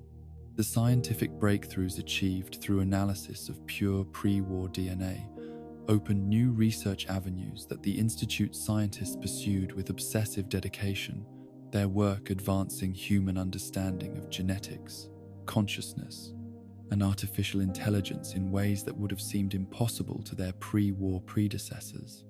But these achievements came at costs that extended far beyond the individual tragedy of Sean's kidnapping, representing a systematic abandonment of ethical constraints that had once limited scientific research to morally acceptable boundaries. The Institute's leadership structure evolved over the decades into a technocratic hierarchy that concentrated power among the most brilliant scientists while marginalizing voices that might question the moral implications of their research programs. The director position became the ultimate authority within their underground society, making decisions that affected not only Institute members, but also surface world populations who remained unaware of how extensively their lives were being monitored and manipulated. The division heads who managed the Institute's various departments operated with considerable autonomy within their specialized areas, their research programs advancing Institute knowledge, while serving broader strategic objectives determined by the director and the governing council. The robotics division focused on improving synthetic design and manufacturing processes. The bioscience division studied human genetics and biological systems. The advanced systems division developed new technologies and applications, and the Synth Retention Bureau ensured that artificial beings remained under Institute control. These departmental divisions created institutional barriers that prevented individual scientists from developing comprehensive understanding of the Institute's overall activities, allowing researchers to focus on narrow technical problems without confronting the broader ethical implications of their collective work. This compartmentalization served Institute interests by preventing internal dissent while maintaining the scientific specialization that made their research programs so remarkably productive. The Institute's relationship with the surface world became increasingly predatory as their technological capabilities expanded and their moral restraints eroded, treating Commonwealth settlements as resources to be exploited rather than communities deserving of respect and consideration. Surface dwellers were viewed primarily as sources of genetic material, test subjects for social experiments, and providers of raw materials needed for Institute research programs. Their welfare, considered only insofar as it affected Institute strategic objectives. This dehumanizing perspective was reinforced by the Institute's physical separation from surface communities, their underground isolation, preventing direct contact with the people whose lives they manipulated and destroyed through their operations. Surface dwellers existed primarily as abstract entities in Institute databases and research reports, statistical measurements, rather than individual human beings with their own hopes, fears, and aspirations that deserved moral consideration. The scientific advances achieved by the Institute during their centuries of underground research represented genuine progress in human understanding of physics, biology, and artificial intelligence, but these achievements were tainted by the methods used to obtain them and the purposes for which they were employed. Knowledge gained through unethical experimentation on unwilling subjects, technological capabilities used to enslave conscious beings, and scientific institutions that served elite interests rather than human welfare demonstrated how intellectual brilliance could serve immoral ends when not constrained by ethical principles and democratic accountability. The Institute stood as a monument to the dangers of unchecked scientific authority and technological elitism, their underground kingdom representing what human civilization might become if brilliance were allowed to operate without compassion, if progress were pursued without regard for its human costs, and if knowledge were accumulated without wisdom about how it should be used. Their synthetic slaves and surface world victims paid the price for scientific advancement that benefited only those with the power to direct research toward their own interests, rather than humanity's broader welfare. As the Commonwealth's various factions maneuvered toward inevitable confrontation, the Institute remained hidden in their underground sanctuary, their scientists convinced of their own righteousness, while remaining blind to the moral horror they had created through decades of unrestrained research and technological development. Their synthetic infiltrators continued gathering intelligence and manipulating surface events according to plans that served Institute interests, while ignoring the welfare of natural humans who had become expendable resources in their grand experiment in post-war social engineering. The stage was set for revelations that would expose the Institute's activities to surface world scrutiny, forcing their scientists to confront the consequences of their choices, while their synthetic creations began questioning the moral foundations of the civilization that had created them as slaves. The underground kingdom that had preserved scientific knowledge through humanity's darkest centuries would finally face judgment for the methods they had used to achieve their technological triumphs, and the prices they had forced others to pay for their vision of human progress. The Brotherhood of Steel's arrival in the Commonwealth announced itself with the mechanical thunder of rotor blades cutting through radioactive air, their massive airship casting shadows across settlements that had never witnessed such displays of technological supremacy. The Prydwen emerged from eastern skies like a steel mountain given flight, its armored hull bearing the scars of 1,000 battles fought across the American wasteland in service of their techno-religious crusade against the forces that threatened humanity's future, with artificial corruption and atomic devastation. Elder Arthur Maxson stood upon the airship's command deck as his floating fortress approached Boston's ruins, his young face bearing the weight of leadership that had been thrust upon him during the Brotherhood's darkest hours in the capital wasteland. The responsibility of guiding humanity's most advanced military organization through the complexities of post-war politics had aged him beyond his years, transforming the idealistic youth who had once questioned his elder's wisdom into a hardened commander whose decisions would shape the future of technological development across the former United States. The airship itself represented everything the Brotherhood valued about pre-war American engineering, its fusion-powered engines and advanced life support systems demonstrating that human ingenuity could triumph over the chaos and destruction that had consumed lesser civilizations. Every rivet and structural beam had been crafted by Brotherhood artisans who understood that their vessel was more than mere transportation. It was a symbol of order imposed upon wasteland anarchy, a demonstration that disciplined minds could still create wonders despite the collapse of the institutions that had originally made such achievements possible.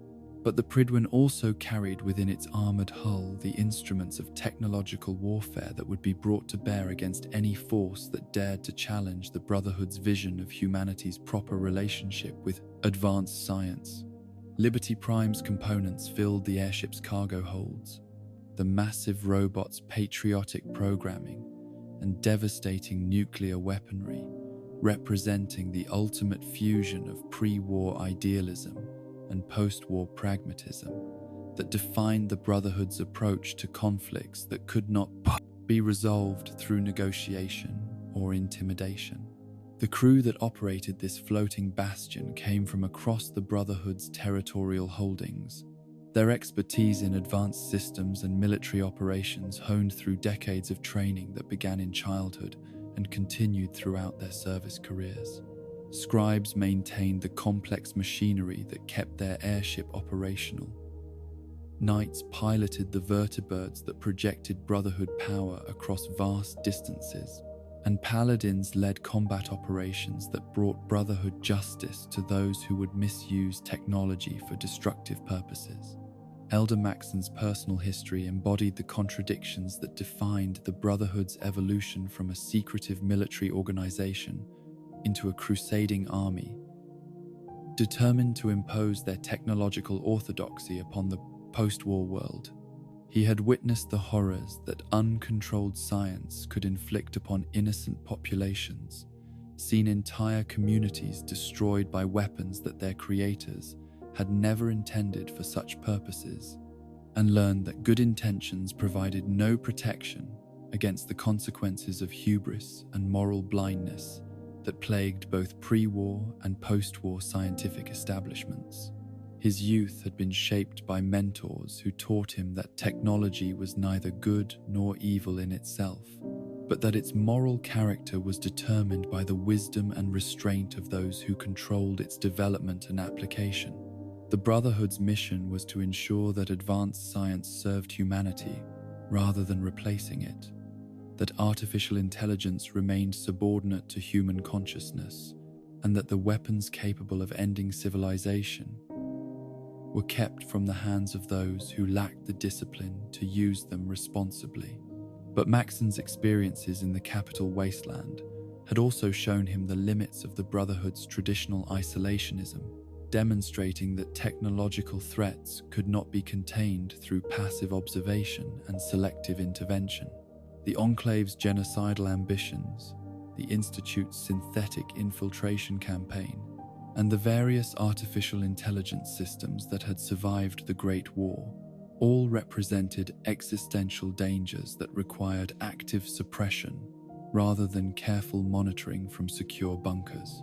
The decision to deploy the Brotherhood's entire Eastern Expeditionary Force to the Commonwealth reflected Maxon's conviction that decisive action was preferable to gradual response when confronting threats of unprecedented scope and sophistication.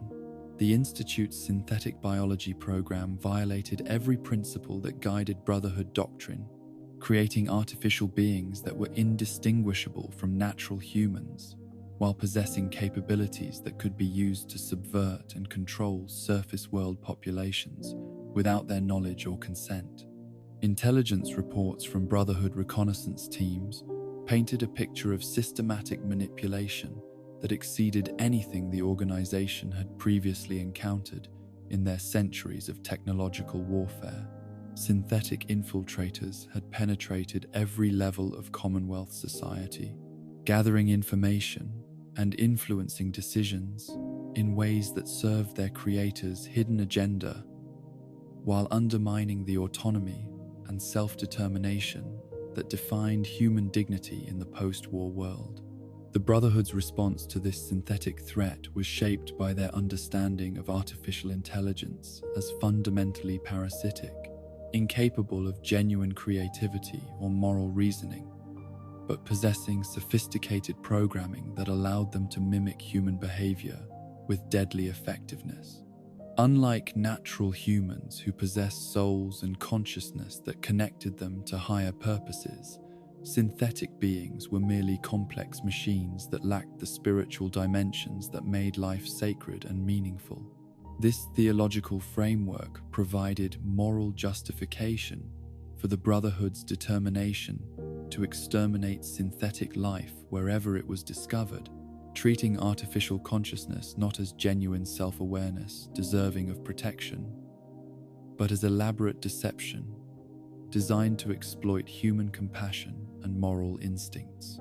The destruction of synthetic beings was therefore not murder, but the elimination of dangerous technology that posed existential threats to human civilization through its very existence.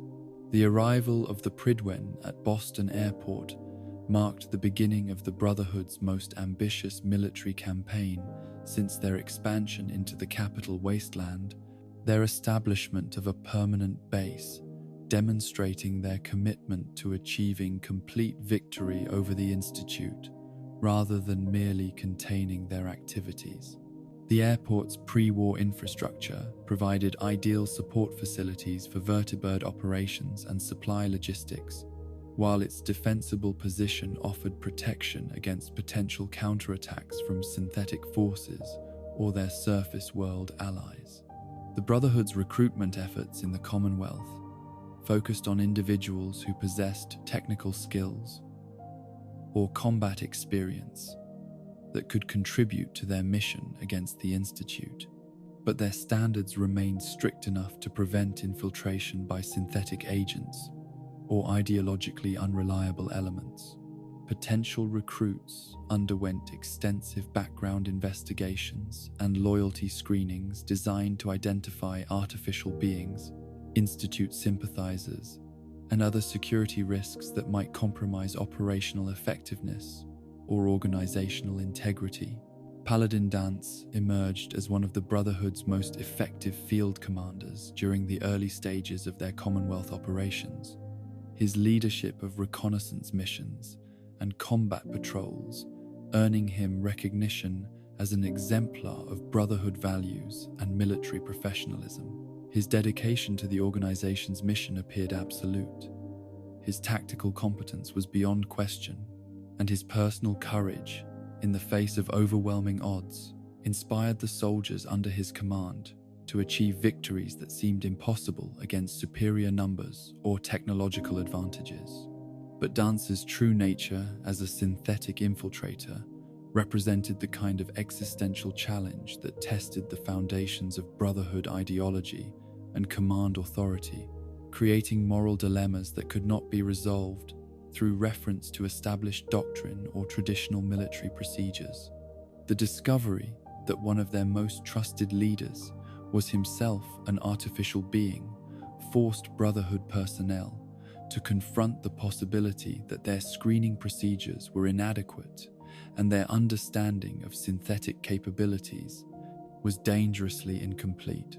The investigation that revealed Dance's artificial nature began with intelligence gathered from Institute databases captured during Brotherhood operations against synthetic research facilities, information that included manufacturing records and deployment orders for synthetic agents throughout the Commonwealth. The revelation that someone with Dance's access to sensitive information and operational planning might be reporting to Institute controllers created security concerns that threatened the entire Brotherhood mission in the region. Elder Maxon's response to this discovery reflected both his personal attachment to Dance as a subordinate and friend and his responsibility as military commander to protect Brotherhood personnel from synthetic manipulation and betrayal. The conflict between these competing loyalties created internal tensions that challenged his leadership abilities while testing his commitment to the principles that justified Brotherhood existence and expansion across the post-war world. The Brotherhood's construction of Liberty Prime represented their ultimate answer to the Institute's technological advantages, combining pre-war engineering excellence with post-war modifications that enhanced the giant robot's combat capabilities while ensuring his absolute loyalty to human commanders.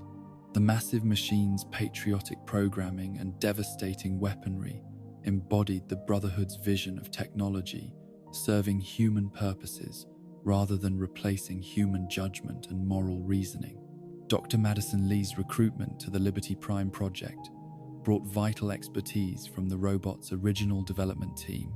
her scientific knowledge providing the technical foundation for modifications that would allow the ancient war machine to function effectively in combat against Institute forces. But her participation also created ideological tensions within the Brotherhood hierarchy, as some members questioned whether scientists who had originally worked on artificial intelligence projects could be trusted with access to their most sensitive military technologies. The philosophical debates that surrounded Liberty Prime's reactivation revealed deep divisions within Brotherhood ranks about the proper relationship between human consciousness and artificial intelligence, with some members arguing that even benevolent AI systems represented unacceptable risks to human autonomy, while others contended that carefully controlled artificial intelligence could serve legitimate military purposes without threatening human supremacy. These theological discussions reflected broader uncertainties about the Brotherhood's mission in a post-war world where the boundaries between natural and artificial intelligence had become increasingly blurred, forcing the organization to develop new doctrinal frameworks that could distinguish between acceptable and prohibited applications of advanced technology. The challenge was particularly acute when dealing with synthetic beings who displayed apparent consciousness and moral reasoning that seemed indistinguishable from natural human traits. The Brotherhood's intelligence operations in the Commonwealth revealed the scope of Institute infiltration throughout regional society, with synthetic agents occupying positions of influence in settlements, trading companies, and even military organizations that had no knowledge of their artificial nature. This systematic penetration represented a form of warfare that transcended conventional military conflict, attacking the very foundations of human social organization through deception and manipulation rather than direct violence. The railroad's activities in the Commonwealth created additional complications for Brotherhood operations, as the underground organization's efforts to liberate synthetic beings conflicted directly with Brotherhood doctrine regarding artificial intelligence and synthetic life. The railroad's ideology held that consciousness itself, rather than biological origin, determined an individual's right to life and freedom, making them natural enemies of any faction that sought to eliminate synthetic beings regardless of their apparent self-awareness or moral development. The conflict between Brotherhood and Railroad philosophies reflected deeper disagreements about the nature of consciousness, the meaning of humanity, and the proper role of technology in post-war civilization that could not be resolved through military victory alone. These ideological disputes would inevitably lead to violence, as both organizations pursued incompatible objectives that left no room for compromise or coexistence. The Brotherhood's tactical approach to eliminating Institute threats combined conventional military operations with specialized techniques developed specifically for combating synthetic infiltrators and artificial intelligence systems. Their forces underwent training in synthetic detection methods, electronic warfare techniques, and close-quarters combat procedures designed to exploit the vulnerabilities that differentiated artificial beings from natural humans, despite their sophisticated construction and programming. The vertibird squadrons that projected Brotherhood power across the Commonwealth represented one of their most significant tactical advantages over potential opponents, providing rapid response capabilities and aerial reconnaissance that allowed them to monitor Institute activities while maintaining operational flexibility. These aircraft also served as symbols of Brotherhood technological supremacy, demonstrating to surface world populations that the organization possessed capabilities far exceeding anything available to local settlements or competing factions. The Brotherhood's supply chain operations required constant vigilance against synthetic infiltration and sabotage, as Institute agents possessed both the motivation and capabilities to disrupt logistical networks that sustained their military operations. Every shipment of ammunition, medical supplies, and technical components had to be verified through procedures designed to detect synthetic involvement, while ensuring that legitimate Brotherhood personnel could perform their duties without unnecessary delays or complications. The training programs that prepared Brotherhood forces for combat against synthetic opponents emphasized the importance of maintaining psychological distance from artificial beings who might display human emotions or appeal to human compassion as defensive mechanisms.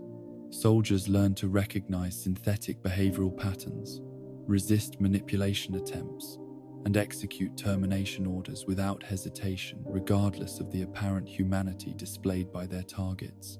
The Brotherhood's relationship with Commonwealth settlements reflected their understanding that civilian support was essential for successful counterinsurgency operations against an enemy that operated through infiltration and subversion rather than conventional military force. Winning the loyalty of surface world populations required demonstrating Brotherhood capabilities while providing security against threats that local communities could not counter through their own limited resources. But the Brotherhood's authoritarian approach to civilian relations also created tensions, with settlements that valued their independence and resented external interference in their internal affairs, particularly when Brotherhood operations disrupted established trade relationships or political arrangements that had enabled communities to survive and prosper in the post-war environment. These conflicts created opportunities for institute manipulation through synthetic agents who could exploit local grievances against Brotherhood policies. The technological requirements for constructing and maintaining Liberty Prime stretched Brotherhood resources to their limits, requiring rare materials and specialized components that could only be obtained through dangerous expeditions into highly radioactive zones or negotiations with potentially hostile factions. The successful completion of these supply missions became tests of Brotherhood capabilities and determination that would influence their credibility with both allies and enemies throughout the Commonwealth. The security protocols that protected Liberty Prime during his reconstruction phase included multiple layers of physical and electronic defenses designed to prevent Institute sabotage or infiltration attempts. But these measures also limited Brotherhood flexibility and response times when dealing with other threats that required immediate attention.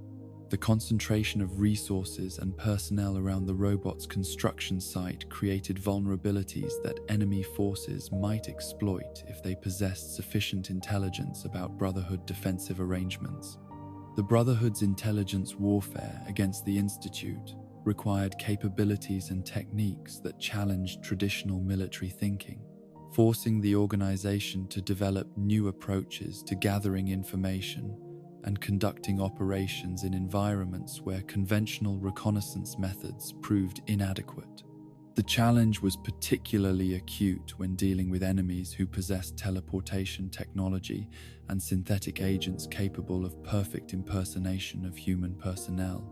As the Brotherhood's Commonwealth campaign progressed toward its inevitable confrontation with Institute forces, Elder Maxon found himself wrestling with questions that had no clear answers within established doctrine or military tradition.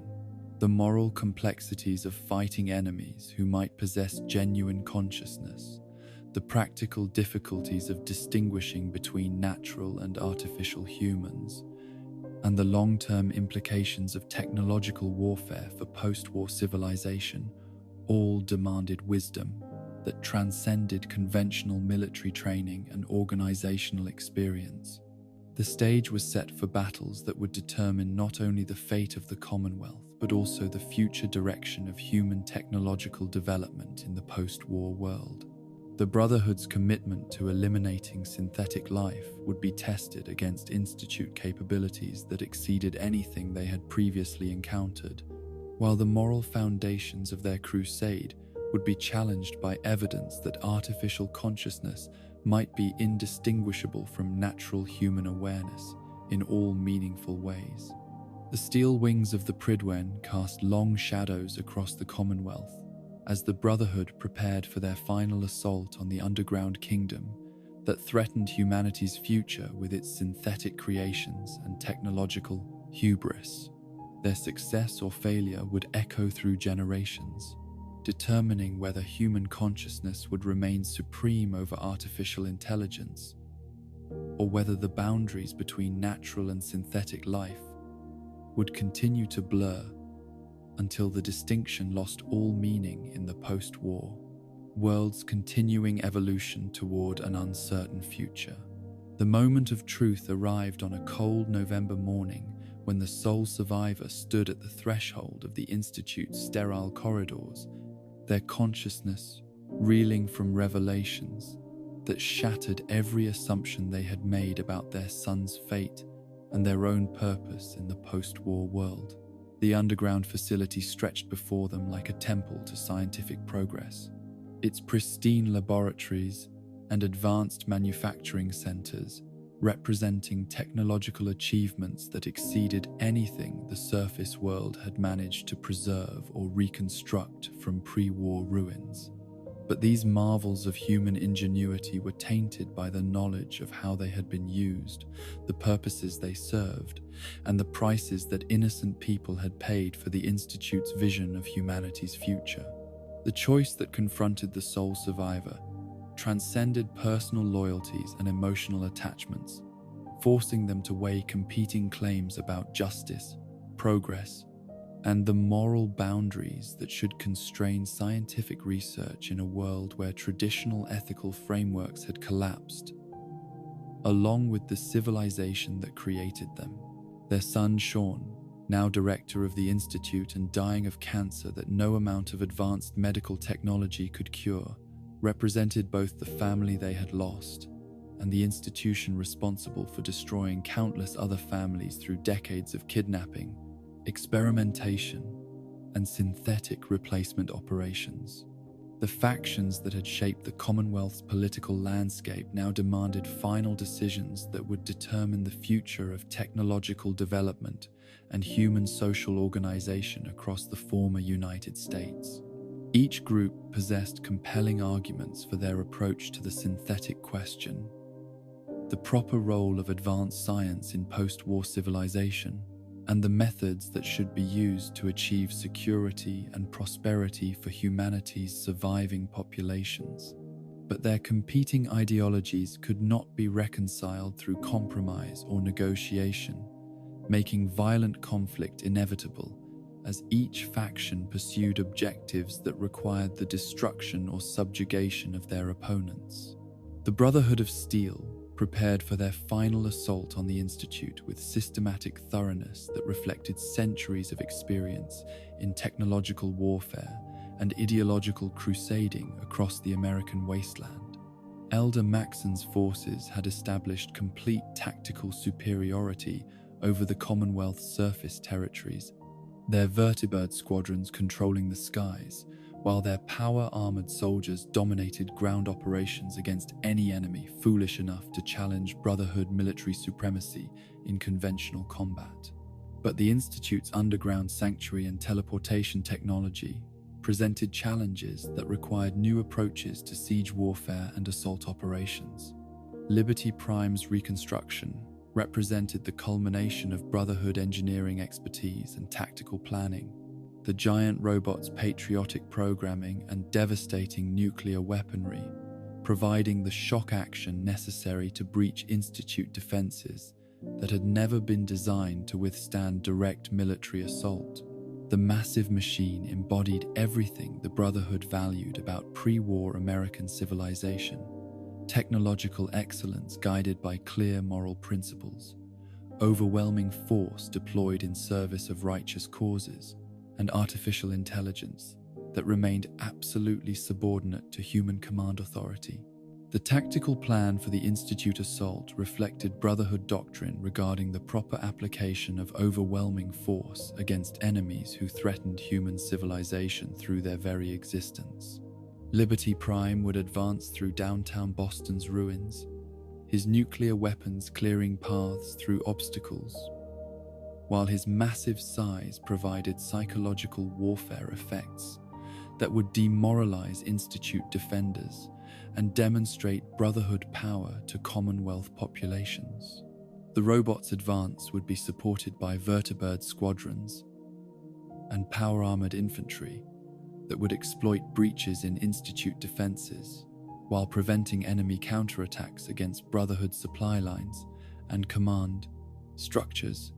But the Brotherhood's preparations also revealed the moral complexities that surrounded their crusade against artificial life, as evidence mounted that at least some synthetic beings possessed genuine consciousness and emotional responses that seemed indistinguishable from natural human awareness.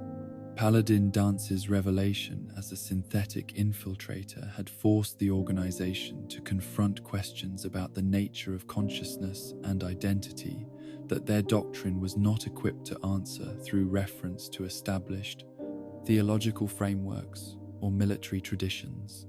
The Railroad's response to these mounting tensions reflected their fundamental commitment to protecting conscious beings regardless of their biological or artificial origins, their underground network mobilizing to evacuate synthetic refugees before the Brotherhood's assault could claim them as collateral damage in the larger conflict between competing ideologies.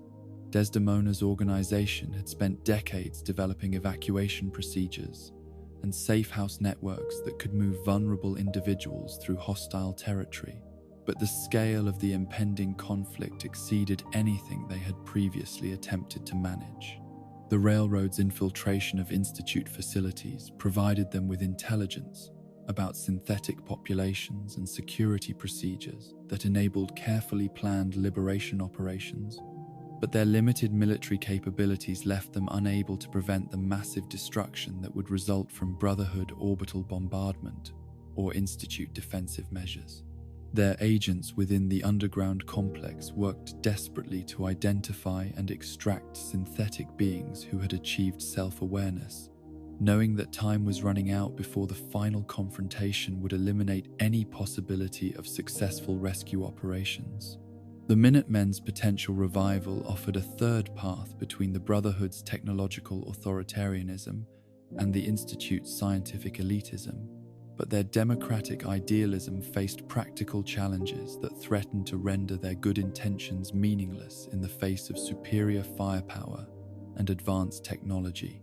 Preston Garvey's vision of rebuilt American democracy required widespread popular support and coordinated military action across multiple settlements, resources that remained largely theoretical rather than operational reality given the faction's recent history of catastrophic organizational failure. The settlement network that sustained Minutemen operations depended upon voluntary cooperation between communities that retained their independence while contributing to collective defense against external threats. But this decentralized structure created vulnerabilities that more hierarchical organizations could exploit through coordinated attacks or systematic infiltration. The faction's strength lay in their popular legitimacy and moral authority rather than their technological capabilities, advantages that might prove inadequate when confronting enemies who possessed overwhelming superiority in weapons and equipment. The Institute's defensive preparations reflected their confidence in technological solutions to military challenges, their scientists developing countermeasures and contingency plans that relied upon synthetic manpower and advanced systems rather than human soldiers who might hesitate or question orders during combat operations. Director Sean's strategic thinking emphasized the underground facility's inherent advantages: defensible positions, teleportation technology, and artificial forces that could be replaced indefinitely as long as manufacturing capabilities remained operational. The synthetic army that defended the Institute represented the ultimate expression of their scientific achievement and moral blindness. Artificial beings programmed for absolute loyalty, serving creators who refused to acknowledge their apparent consciousness or capacity for independent thought. These synthetic soldiers would fight with mechanical precision and inhuman endurance, their programming preventing retreat or surrender. while their identical appearance created psychological warfare effects that demoralized human opponents, facing endless waves of seemingly identical enemies. The Battle of Bunker Hill marked the beginning of open warfare between the Commonwealth's major factions, as competing forces converged on the neutral trading post in pursuit of synthetic refugees, whose fate would determine the broader conflict's trajectory. The settlement had traditionally served as neutral ground, where representatives from different communities could conduct business without fear of political interference. But the synthetic crisis had polarized regional opinion to the point where neutrality became impossible to maintain. The battle itself became a confused melee as Brotherhood vertibirds engaged railroad evacuation teams, while Institute coursers attempted to recapture synthetic refugees who had achieved self-awareness and fled their underground prison. The civilian population of Bunker Hill found themselves trapped between competing forces whose objectives required control of the settlement's strategic position, their neutral status providing no protection against factions that viewed neutrality as implicit support for their enemies' positions. The aftermath of Bunker Hill eliminated any remaining possibility of peaceful resolution between the Commonwealth's major factions, as casualties and tactical victories on all sides hardened positions that had already been approaching irreconcilable differences. The battle demonstrated that synthetic beings could not remain neutral in conflicts about their own existence, while human communities learned that their survival depended upon choosing sides, rather than attempting to maintain independence in an increasingly polarized political environment. The Institute's decision to activate their nuclear option reflected Director Sean's recognition that conventional defensive measures would prove inadequate against the combined threats posed by Brotherhood military superiority and railroad infiltration operations. The underground facility's reactor could be converted into a massive bomb that would eliminate Institute enemies while preserving their scientific legacy for future generations who might prove more appreciative of technological advancement unconstrained by emotional attachment to obsolete moral frameworks. This ultimate weapon represented the logical conclusion of Institute thinking about human nature and scientific progress, demonstrating their belief that knowledge itself was more valuable than the lives of individuals who opposed its advancement. The destruction of the surface world would eliminate the ignorance and superstition that prevented proper appreciation of synthetic life and advanced technology, clearing the way for a new civilization built upon rational principles rather than primitive emotional responses. The Brotherhood's assault on the CIT ruins began with Liberty Prime's emergence from Boston Airport, the giant robot's nuclear weapons carving paths of destruction through downtown Boston's radioactive landscape, while his patriotic speeches echoed across the Commonwealth like the voice of pre-war America itself. The massive machine represented everything the Brotherhood hoped to preserve about American civilization: technological excellence, moral certainty, and overwhelming force deployed against enemies who threatened human survival and democratic values. The advance through Boston's ruins became a triumphal march as Liberty Prime's weapons eliminated obstacles and enemy positions with mechanical precision. His massive size and devastating firepower creating spectacles of destruction that would be remembered for generations by Commonwealth populations who witnessed the Brotherhood's technological supremacy. Vertibird squadrons provided aerial reconnaissance and close support, while power-armored infantry secured flanks and eliminated pockets of resistance that survived the robots' initial bombardment. The breakthrough into the Institute's underground complex required engineering expertise that combined pre-war knowledge with post-war innovations, as Brotherhood forces used Liberty Prime's weapons to blast through layers of concrete and steel that had protected the scientific facility for over 2 centuries. The massive explosion that created access to the underground chambers also sent shockwaves through the Institute's defensive systems, disrupting power grids and communication networks that coordinated synthetic resistance efforts. The battle within the Institute's corridors became a nightmare of close-quarters combat, as Brotherhood forces encountered synthetic defenders programmed for absolute resistance, their artificial opponents displaying tactical coordination and combat effectiveness that exceeded anything human soldiers could achieve through training alone. The sterile laboratories and manufacturing facilities became battlegrounds where advanced technology served both sides, Institute weapons and defensive systems, proving their worth against Brotherhood power armor and energy weapons. The railroad's simultaneous infiltration operations created additional chaos within the Institute, as their agents attempted to evacuate synthetic civilians while avoiding both Brotherhood assault forces and Institute security systems that recognized them as hostile intruders. The underground facility's layout worked against evacuation efforts, its maze-like corridors and security checkpoints slowing movement, while synthetic refugees struggled to navigate unfamiliar territory under combat conditions. The discovery of the Institute's reactor chamber and its potential for conversion into a massive nuclear weapon forced all factions to confront the ultimate consequences of their conflict, as the facility's destruction would eliminate not only their immediate enemies, but also the technological resources that represented humanity's greatest hope for recovery from post-war conditions. The choice between preserving advanced scientific capabilities and preventing their misuse became the final moral test that would define the Commonwealth's future development.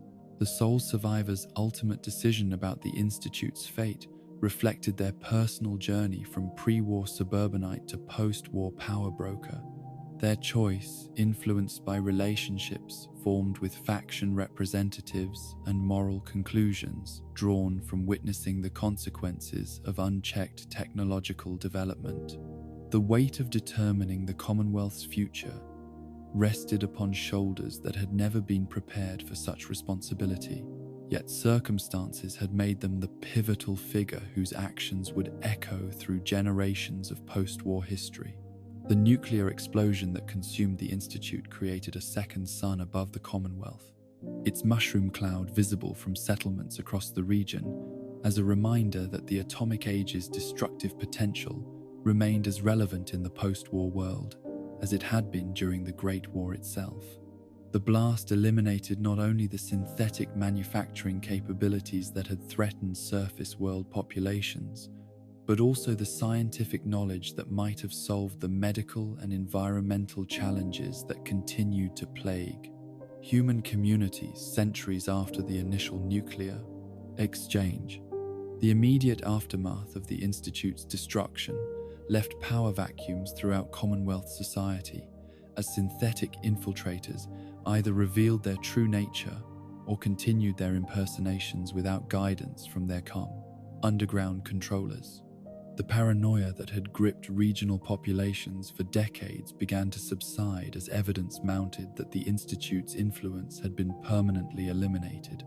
But trust remained fragile in communities where neighbors might still be artificial beings whose programming had not yet been discovered or deactivated.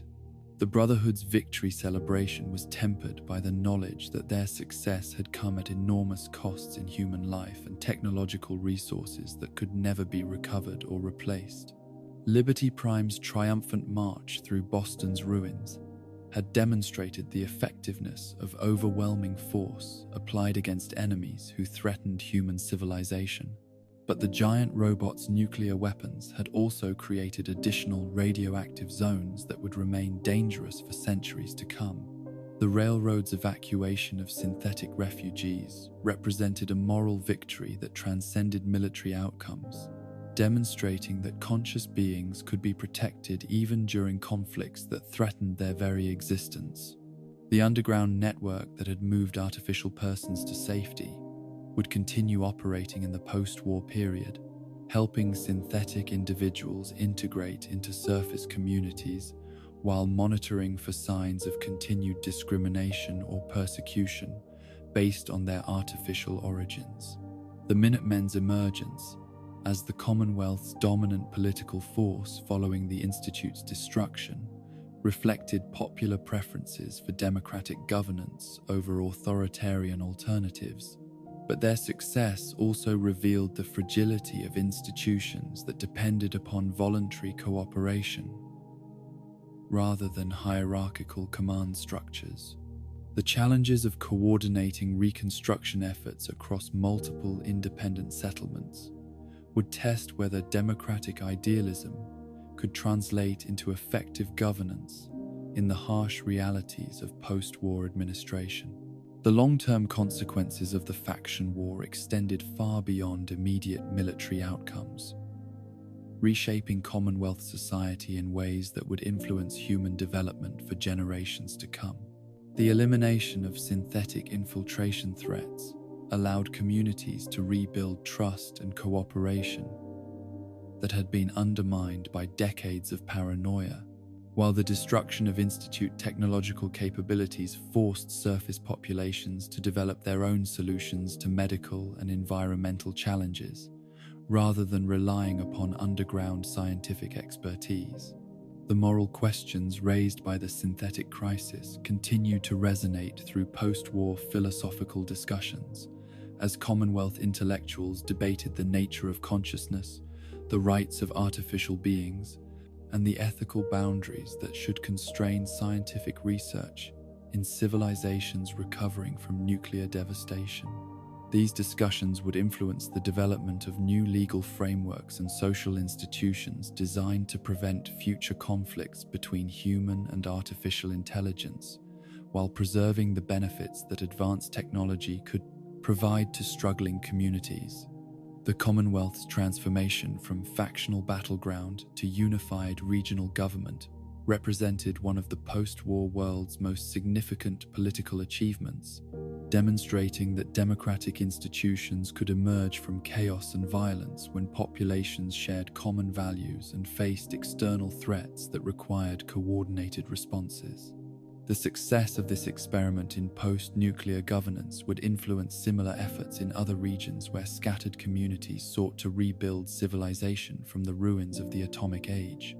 The stage was set for a new chapter in human history as the Commonwealth began its recovery from both the Great War's destruction and the factional conflicts that had divided its population for decades. The choices made during the crisis had established precedents and institutional frameworks that would guide future decisions about technology, governance, and human rights in a world where artificial intelligence and biological consciousness continued to evolve in ways that challenged traditional categories and moral assumptions. The fog that shrouded Mount Desert Island had existed long before the atomic bombs fell, but the radiation that now infused its rolling banks transformed an ordinary meteorological phenomenon into something altogether more sinister and supernatural.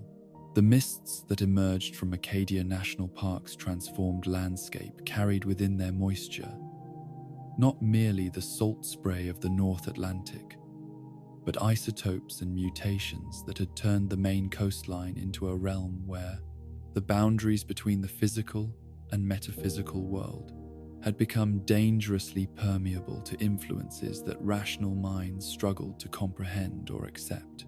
Far Harbor stood like a fortress against this radioactive deluge, its weathered docks and reinforced walls bearing testimony to generations of islanders who had learned to coexist with conditions that would have driven mainland populations to madness or death. The settlement's inhabitants possessed the grim determination of people who had adapted to impossible circumstances through necessity rather than choice. Their survival dependent upon maintaining careful balance between caution and courage that allowed them to extract livelihood from waters that glowed with contamination. The town's architecture reflected both pre-war maritime traditions and post-war defensive requirements.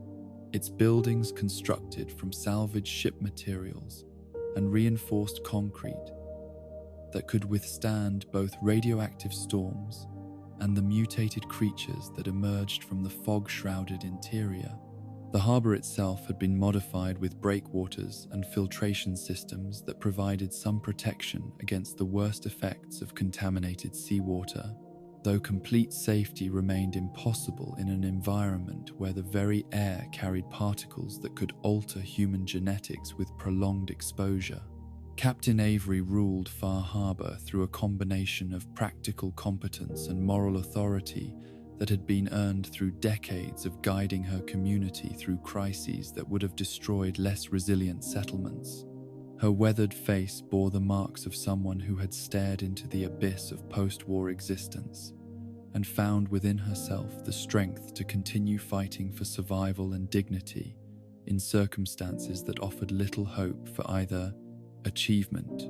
The respect she commanded from Far Harbour's residents came not from formal authority, but from her proven ability to make difficult decisions that preserved their community when easier choices would have led to destruction. The synth refugees who had found sanctuary in Far Harbour represented a different kind of survival story. Artificial beings who had achieved consciousness and fled from institute control to seek freedom in one of the few places on Earth where questions about biological authenticity seemed less important than basic human decency. These synthetic individuals had adapted to island life with remarkable success, their artificial physiology providing unexpected advantages in dealing with radiation levels that would have proven fatal to natural humans within days or weeks of exposure.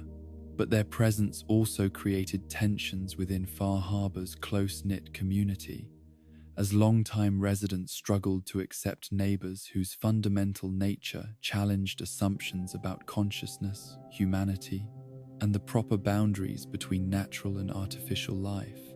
The philosophical questions raised by synthetic refugees could not be resolved through democratic debate or majority vote, requiring instead the kind of moral leadership that transcended traditional categories of political authority and social organization.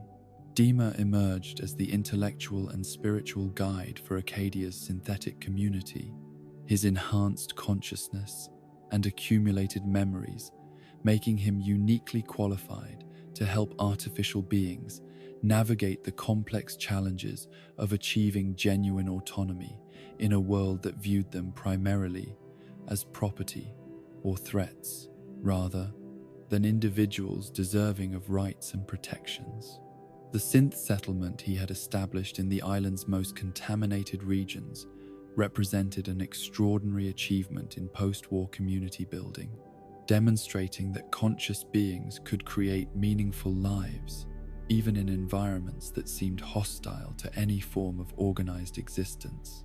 The memories that Dima had accumulated over decades of conscious existence contained within them both wisdom and terrible secrets, experiences that had taught him profound truths about the nature of consciousness, while also burdening him with knowledge of actions that contradicted his fundamental commitment to protecting innocent life. The moral weight of decisions made in service of the greater good had created internal conflicts that threatened to tear apart the philosophical foundations upon which he had built his identity and his community's survival. Strategy. The memory banks that preserved Dima's experiences represented both his greatest strength and his most dangerous vulnerability, containing information that could destroy the delicate balance of power that maintained peace between Far Harbour's human population and Acadia's synthetic refugees. The knowledge stored within these artificial recollections included evidence of manipulations and replacements that had been necessary to prevent conflicts between groups whose fundamental differences might otherwise have led to mutual annihilation. The children of Atom had found in Mount Desert Island's radioactive environment a physical manifestation of their theological beliefs, treating the contaminated landscape as sacred ground where the divine essence of atomic energy could be experienced directly through exposure to radiation that other communities viewed as dangerous poison. Their settlement at the nucleus represented a unique experiment in post-war religious community building, where faith and science intersected in ways that challenged both secular materialist and traditional religious frameworks. Mother Isolde's leadership of the Children of Atom reflected her understanding that genuine faith required not merely intellectual acceptance of doctrinal principles, but physical commitment to practices that demonstrated complete trust in atomic energy's benevolent power. Her willingness to expose herself and her followers to radiation levels that would prove fatal to unprotected humans represented the kind of absolute dedication that could inspire either profound respect or deep concern, depending upon one's perspective on the relationship between religious conviction and rational self-preservation. The theological framework that guided Children of Atom beliefs held that radiation was not merely a physical phenomenon, but a spiritual force that could transform human consciousness through direct exposure to the divine essence that had been released into the world through atomic weapons. This doctrine provided meaning and purpose to communities that had been created through nuclear devastation, transforming victimhood into chosen status, while offering hope for transcendence through embrace of forces that mainstream society viewed as purely destructive. The rituals practiced by the Children of Atom involved controlled exposure to radiation sources that served both as acts of worship and tests of faith, demonstrating their believers' commitment to atomic theology, while supposedly providing spiritual benefits that transcended the physical damage caused by ionizing energy. These ceremonies created community bonds through shared risk and mutual support. But they also raised profound questions about the ethics of religious practices that caused demonstrable harm to human health and longevity. The conflicts that emerged between Far Harbor, Acadia, and the Children of Atom reflected deeper tensions about survival strategies and moral frameworks that had no clear resolution through conventional diplomatic means. Each community had developed approaches to post-war existence that were fundamentally incompatible with the others, creating situations where compromise seemed impossible, and coexistence required constant vigilance against misunderstandings that could escalate into violence. Far Harbor's pragmatic humanism emphasized the importance of protecting natural human communities from threats that included both environmental hazards and artificial beings, whose loyalties remained uncertain despite their apparent integration into island society. This perspective held that survival required maintaining clear distinctions between natural and artificial consciousness, while remaining open to cooperation when such alliances served mutual interests without compromising human autonomy or security. Acadia's synthetic liberation ideology promoted the principle that consciousness itself, regardless of its biological or artificial origins, created moral rights and responsibilities that transcended questions of manufacturing or birth. This framework demanded recognition of synthetic beings as full persons deserving of liberty and self-determination, while acknowledging that such recognition required ongoing vigilance against institute programming that might reassert control over apparently liberated artificial minds. The Children of Atom's radioactive transcendentalism offered a third path that embraced post-war conditions as opportunities for spiritual development, rather than obstacles to overcome through technological or social solutions. Their theology suggested that human evolution would be achieved through adaptation to atomic energy rather than protection from its effects, making them natural allies of any force that increased radiation levels, while opposing efforts to reduce contamination through technological intervention. The investigation into Kasumi Nakano's disappearance brought these philosophical conflicts into sharp focus, as her family's desperate search for their missing daughter revealed the complex web of relationships and secrets that connected the island's three communities in ways that none of them fully understood or acknowledged. The young woman's journey to Far Harbor had been motivated by questions about her own identity and nature that reflected broader uncertainties about consciousness and authenticity in a world where synthetic beings could perfectly impersonate natural humans. The possibility that Kasumi herself might be a synthetic being fleeing from Institute control created additional layers of complexity to an already difficult situation, as her integration into Far Harbor's community would require acceptance from residents who remained suspicious of artificial beings despite their professed commitment to tolerance and inclusion. The investigation also revealed the extent to which Dima's memory manipulations had shaped the island's political landscape in ways that preserved peace through deception, rather than genuine understanding between competing communities. The moral dilemmas that surrounded Dima's actions reflected the impossible choices that post-war leaders faced when dealing with conflicts that could not be resolved through honest communication and democratic decision-making processes. The synthetic leaders' replacements of key human figures had prevented violence that might have destroyed all three communities. But these interventions had also violated principles of autonomy and consent that formed the foundation of ethical relationships between conscious beings. The revelation of Captain Avery's replacement created a crisis of trust within Far Harbor that threatened to destroy the community's unity and effectiveness in dealing with external threats that required coordinated responses. The knowledge that their respected leader had been secretly replaced by a synthetic duplicate forced residents to question their memories, relationships, and assumptions about the nature of identity and continuity in ways that challenged their fundamental understanding of human experience.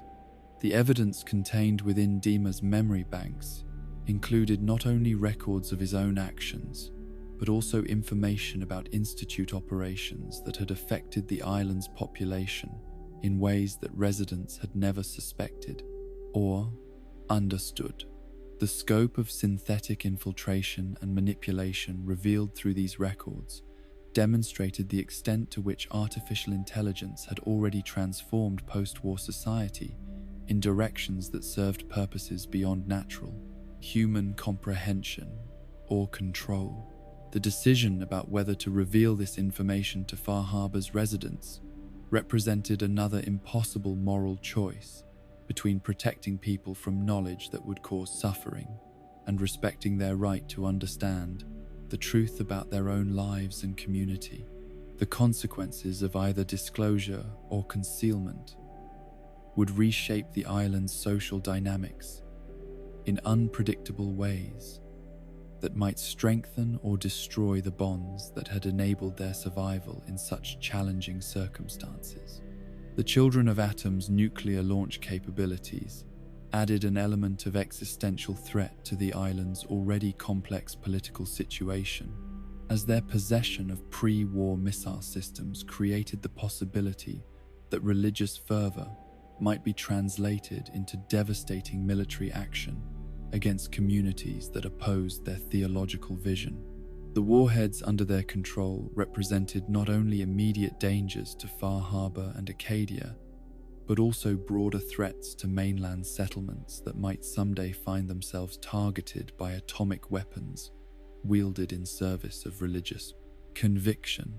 The theological justifications that Mother Isolde offered for potential nuclear attacks reflected her belief that atomic weapons were instruments of divine will rather than merely destructive technologies, making their use a form of religious sacrament that would bring spiritual benefits to both attackers and targets, regardless of the immediate physical consequences. This perspective transformed mass murder into religious duty while providing psychological frameworks that enabled believers to commit atrocities in service of what they perceived as higher moral purposes. The technical challenges involved in maintaining and operating pre-war nuclear weapons created dependencies that connected the Children of Atom to other communities despite their ideological isolation.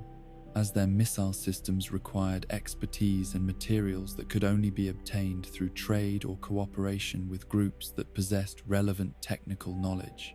These practical connections created opportunities for diplomatic intervention that might prevent nuclear attacks, while also providing leverage that could be used to influence children of atom decision-making processes.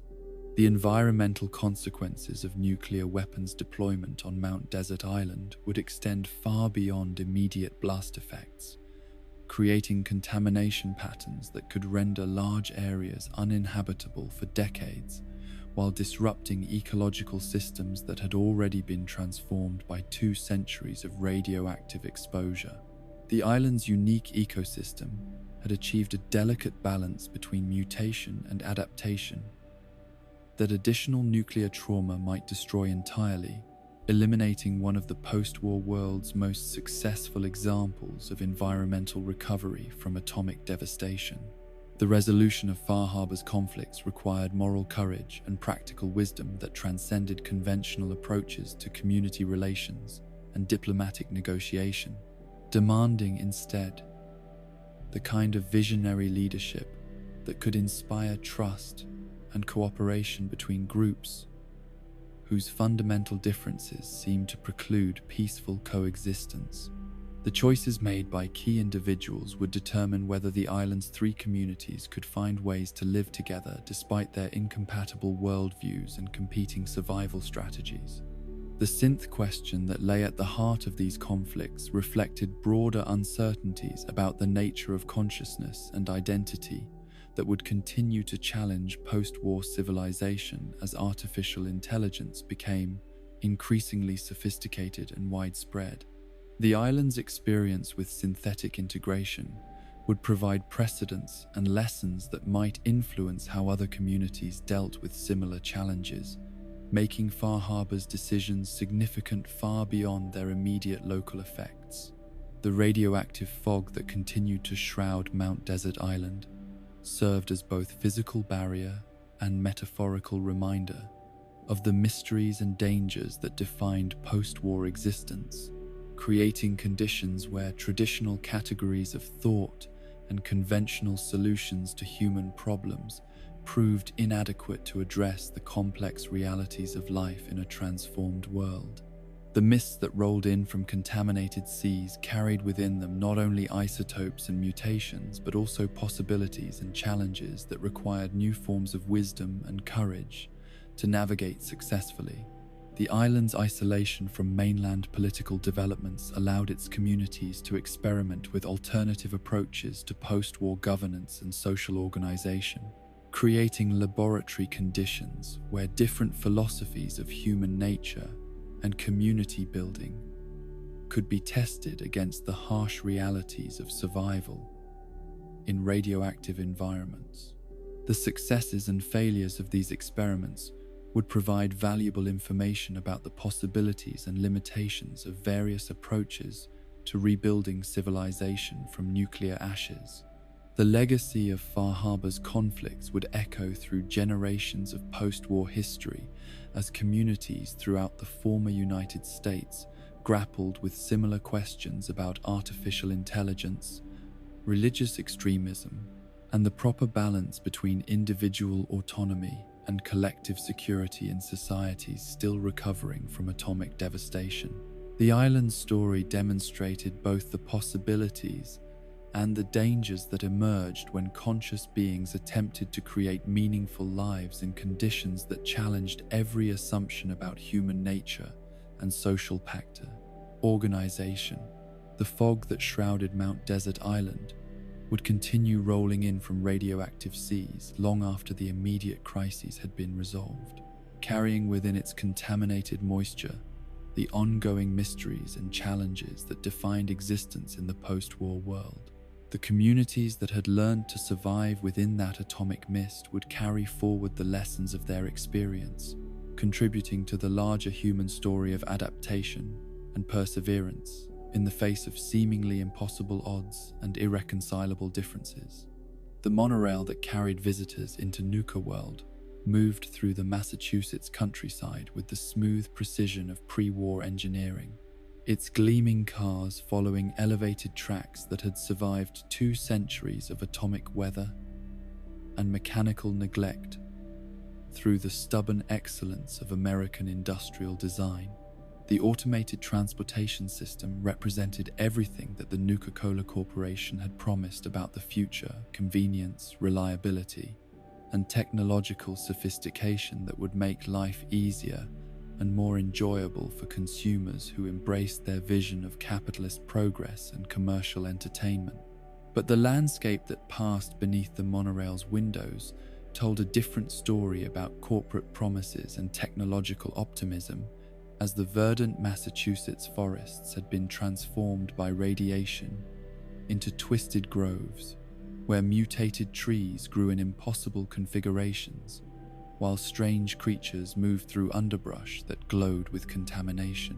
The irony was inescapable for passengers who possessed sufficient historical knowledge to understand the contrast between pre-war advertising and post-war reality, between corporate marketing messages and the environmental consequences of industrial civilization's collapse. Nuka-world itself emerged from the radioactive wilderness like a fever dream of American consumer culture, its colorful attractions and themed environments preserved in perfect condition by advanced preservation technologies that had somehow survived the nuclear holocaust, while maintaining the park's artificial atmosphere of perpetual celebration. The massive gates that welcomed visitors bore the familiar Nuka-Cola logo alongside slogans promising the ultimate vacation experience, their cheerful messages rendered grotesquely ironic by the knowledge that this corporate paradise had become a stronghold for some of the Commonwealth's most violent and predatory raider gangs. The preservation systems that had maintained Nuka-world's attractions through 2 centuries of abandonment represented technological achievements that exceeded anything the post-war world had managed to develop independently, suggesting that the Nuka-Cola Corporation had invested enormous resources in protecting their theme park investment from nuclear devastation. The environmental controls that regulated temperature and humidity, the power systems that continued operating without external fuel sources, and the maintenance robots that performed routine repairs, all demonstrated the kind of forward-thinking engineering that had made American corporations dominant forces in the global economy. But these technological marvels also raised disturbing questions about corporate priorities and resource allocation during the final years before the Great War, as the money and expertise devoted to preserving an amusement park might have been better spent on civilian defense systems or medical research that could have saved millions of lives. The moral calculus that justified spending vast sums to protect commercial entertainment while allowing cities to burn in nuclear fire revealed the kind of ethical blindness that had made atomic holocaust inevitable rather than merely possible. The raider gangs that had claimed Nuka-world as their territory represented different approaches to post-war survival and social organization, each group developing distinct cultural identities and operational methods that reflected their founders' personalities and philosophical commitments. The disciples embraced violence and cruelty as expressions of individual freedom in a world where traditional moral constraints had collapsed along with the civilization that created them, their aesthetic celebrating brutality as both practical necessity and artistic statement about human nature's fundamental savagery. The pack had organized themselves around principles of social Darwinism that treated human civilization as an aberration to be discarded in favor of natural selection operating through direct competition and predation. Their animal-themed costumes and primitive weapons representing conscious rejection of technological complexity in favor of simplified power relationships based on strength and cunning. Their leadership structure mirrored the hierarchies found in predatory animal species, with alpha individuals dominating through displays of superior combat effectiveness and tactical intelligence. The operators approached post-war existence with the calculating pragmatism of business people who had adapted corporate methodologies to criminal enterprises, their focus on profit and efficiency, making them the most economically sophisticated of Nuka-world's raider factions, while also rendering them the most predictable in their decision-making processes. Their operations emphasized sustainable exploitation of victim populations rather than destructive raids that eliminated future revenue sources, creating a form of criminal capitalism that imposed order through economic relationships rather than pure violence. The tensions between these competing raider philosophies created internal conflicts that prevented unified action against external threats, while also generating the kind of competitive dynamics that kept individual gangs sharp and motivated for continued expansion of their territorial holdings. The balance of power between factions shifted constantly as leaders rose and fell through combat, betrayal, and natural selection operating within Nuka-world's artificial environment of preserved pre-war entertainment infrastructure.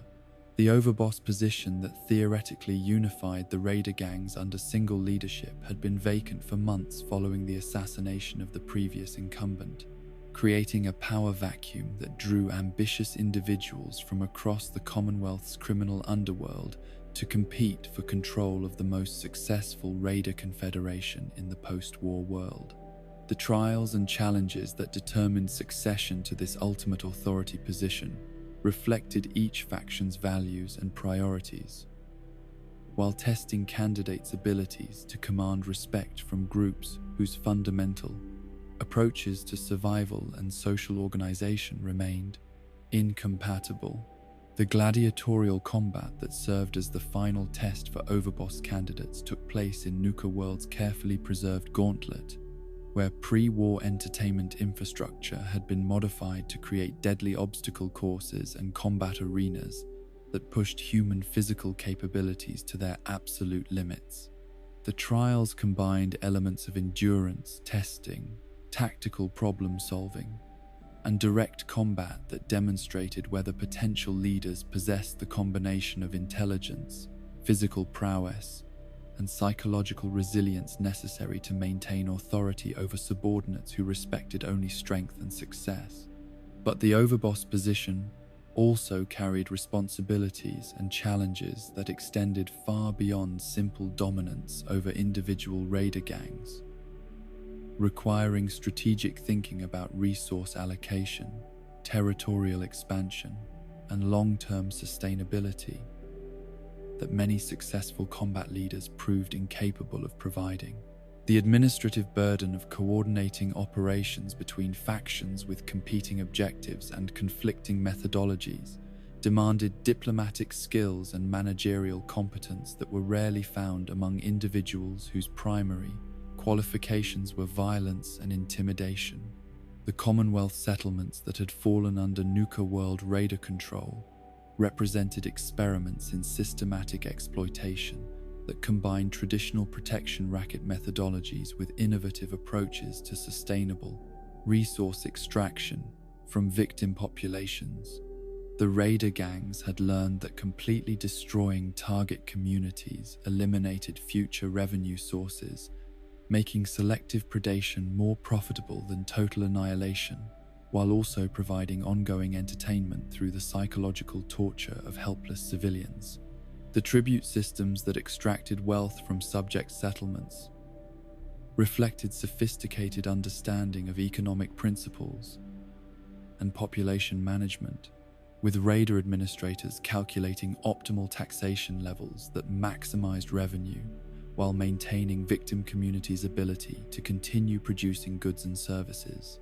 These calculations required detailed knowledge of agricultural cycles, manufacturing capabilities, and demographic trends that suggested higher levels of intellectual sophistication than most surface world observers attributed to raider organizations.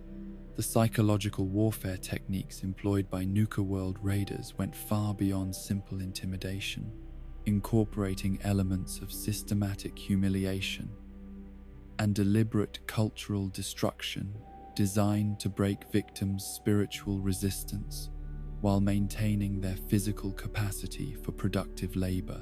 The raiders understood that hopeless populations were more manageable than desperate ones, making strategic applications of mercy and cruelty essential tools for maintaining control over territories too large to govern through direct supervision.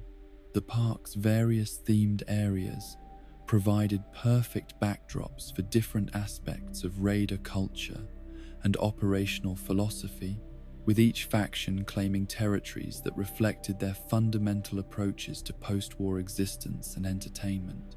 The disciples gravitated toward horror-themed attractions that complemented their aesthetic of deliberate grotesquerie and celebration of human suffering, their modifications to existing rides, creating experiences that would have appalled pre-war visitors, while perfectly expressing post-war realities about survival and domination. The pack established their headquarters in safari-themed sections, where artificial wildlife habitats had been repurposed to house the mutated creatures they used for combat training and gladiatorial entertainment.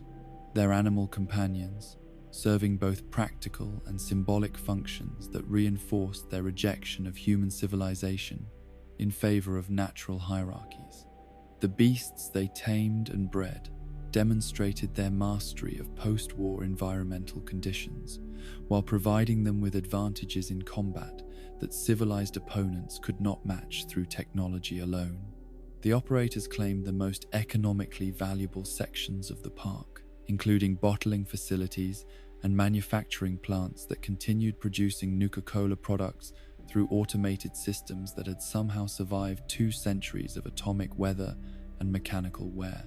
Their control of these production capabilities provided them with trade goods and revenue sources that made them valuable partners for other criminal organizations, while also giving them leverage in negotiations with legitimate settlements that desired access to pre-war luxury goods. The Nuka-Cola quantum research facilities hidden throughout the park contained evidence of corporate experimentation that had pushed the boundaries of food safety and consumer protection regulations, even by pre-war standards. Their development of radioactive beverages, representing the kind of reckless innovation that prioritized market novelty over public health concerns. The glowing blue liquid that had become Quantum's signature characteristic was produced through isotope infusion processes that created beverages which were simultaneously refreshing and carcinogenic, embodying corporate America's willingness to sacrifice consumer welfare for competitive advantage. The secret laboratories where Quantum had been developed revealed the full scope of Nuka-Cola Corporation's research into radioactive consumer products, including experimental formulations that had been deemed too dangerous for public release despite the company's generally cavalier attitude toward customer safety. The abandoned projects documented in corporate files included beverages with isotope concentrations that would have caused immediate radiation poisoning, flavoring agents derived from uranium mining byproducts, and preservation techniques that relied upon controlled nuclear reactions to maintain carbonation levels. The marketing campaigns that had promoted Quantum to pre-war consumers demonstrated sophisticated understanding of psychological manipulation and advertising techniques that exploited human cognitive biases and emotional ease, vulnerabilities to create artificial demand for products that provided no genuine benefits beyond momentary sensory pleasure. The corporate executives who had approved these campaigns understood perfectly well that their beverages were dangerous, but calculated that the legal liabilities and regulatory penalties would be more than offset by the profits generated through successful market penetration. The employee records, preserved in Nuka-world's administrative offices, painted a picture of corporate culture that treated human beings as expendable resources to be consumed in pursuit of shareholder value, with safety protocols that existed primarily to minimize legal liability rather than protect worker welfare. The casualty rates among employees who handled radioactive materials during quantum production were carefully documented and statistically analyzed to determine optimal staffing levels and insurance requirements, rather than to identify ways to reduce exposure risks. The transformation of Nuka-world from family entertainment destination to raider stronghold represented a perfect metaphor for post-war America's evolution from consumer paradise to predatory wasteland, where the symbols and infrastructure of corporate prosperity had been repurposed to serve criminal enterprises that rejected civilized values in favor of simplified power relationships. The roller coasters and carnival games that had once provided harmless amusement now served as training grounds for combat skills and psychological conditioning that prepared raiders for lives of violence and exploitation. The choice that confronted the new overboss between expansion and consolidation reflected broader strategic questions about the sustainability of raider culture and its relationship to legitimate civilization in the post-war world. The aggressive expansion favored by most gang leaders promised immediate rewards through conquest and plunder, but also risked provoking responses from military organizations like the Brotherhood of Steel that possessed superior firepower and tactical coordination capabilities. The alternative approach of consolidating control over existing territories while developing more sophisticated economic relationships with victim populations offered greater long-term stability, but required raider leaders to develop administrative skills and strategic thinking that contradicted their fundamental identity as predators and destroyers of civilized order. The philosophical implications of choosing sustainable exploitation over destructive raiding forced consideration of whether criminal organizations could evolve into legitimate governments without losing the essential characteristics that made them effective in post-war conditions. The moral complexities surrounding leadership of raider confederations challenged simple categories of good and evil that had defined pre-war ethical frameworks, as even the most enlightened approaches to criminal governance still involved systematic oppression of innocent populations who had committed no crimes beyond weakness and vulnerability. The utilitarian calculations that justified protection rackets and tribute systems as preferable alternatives to anarchic violence ignored the fundamental injustice of any system that denied human beings their basic rights to autonomy and self-determination. The settlements that had been liberated by Nuka-world raiders found themselves trapped between competing forms of exploitation. Their choice, limited to accepting criminal taxation or facing complete destruction by forces that possessed overwhelming military advantages and no moral constraints against collective punishment of civilian populations. The illusion of choice that raiders offered their victims masked the reality that cooperation and resistance led to equally unacceptable outcomes for communities that lacked the resources to achieve genuine independence from predatory control. The long-term consequences of raider expansion throughout the Commonwealth would depend largely upon the strategic decisions made by their leadership regarding the balance between immediate gratification and sustainable development, with different choices leading to dramatically different futures for both criminal organizations and their victim populations. The template established by Nuka-world's success or failure would influence other raider groups throughout the post-war world, making the park's ultimate fate significant far beyond its immediate regional impact. The corporate legacy that continued operating through Nuka-world's automated systems served as a constant reminder of the relationship between pre-war capitalism and post-war criminality, demonstrating how commercial infrastructure designed for entertainment and profit could be adapted to serve violence and oppression with minimal modification. The smooth transition from corporate theme park to criminal headquarters suggested uncomfortable truths about the fundamental nature of power relationships in both pre-war and post-war American society. The preservation of Nuka-world's cheerful aesthetic, despite its transformation into a raider stronghold, created surreal juxtapositions that highlighted the absurdity and horror of post-war existence, where children's rides operated alongside torture chambers and corporate mascots smiled benevolently over scenes of systematic brutality. These contrasts forced consideration of whether the violence and exploitation that defined raider culture represented departures from American values or their logical culmination in conditions where legal constraints and social conventions had lost their power to modify human behavior. The ultimate question that Nuka-world posed to post-war civilization concerned the possibility of redemption and transformation for institutions and individuals that had been shaped by violence and exploitation, whether criminal organizations could evolve beyond their predatory origins to become positive forces for reconstruction and human development. The answer would determine not only the fate of the park's raider inhabitants, but also the broader trajectory of post-war social evolution as communities throughout the former United States grappled with similar questions about survival, morality, and the proper foundations for rebuilt civilization.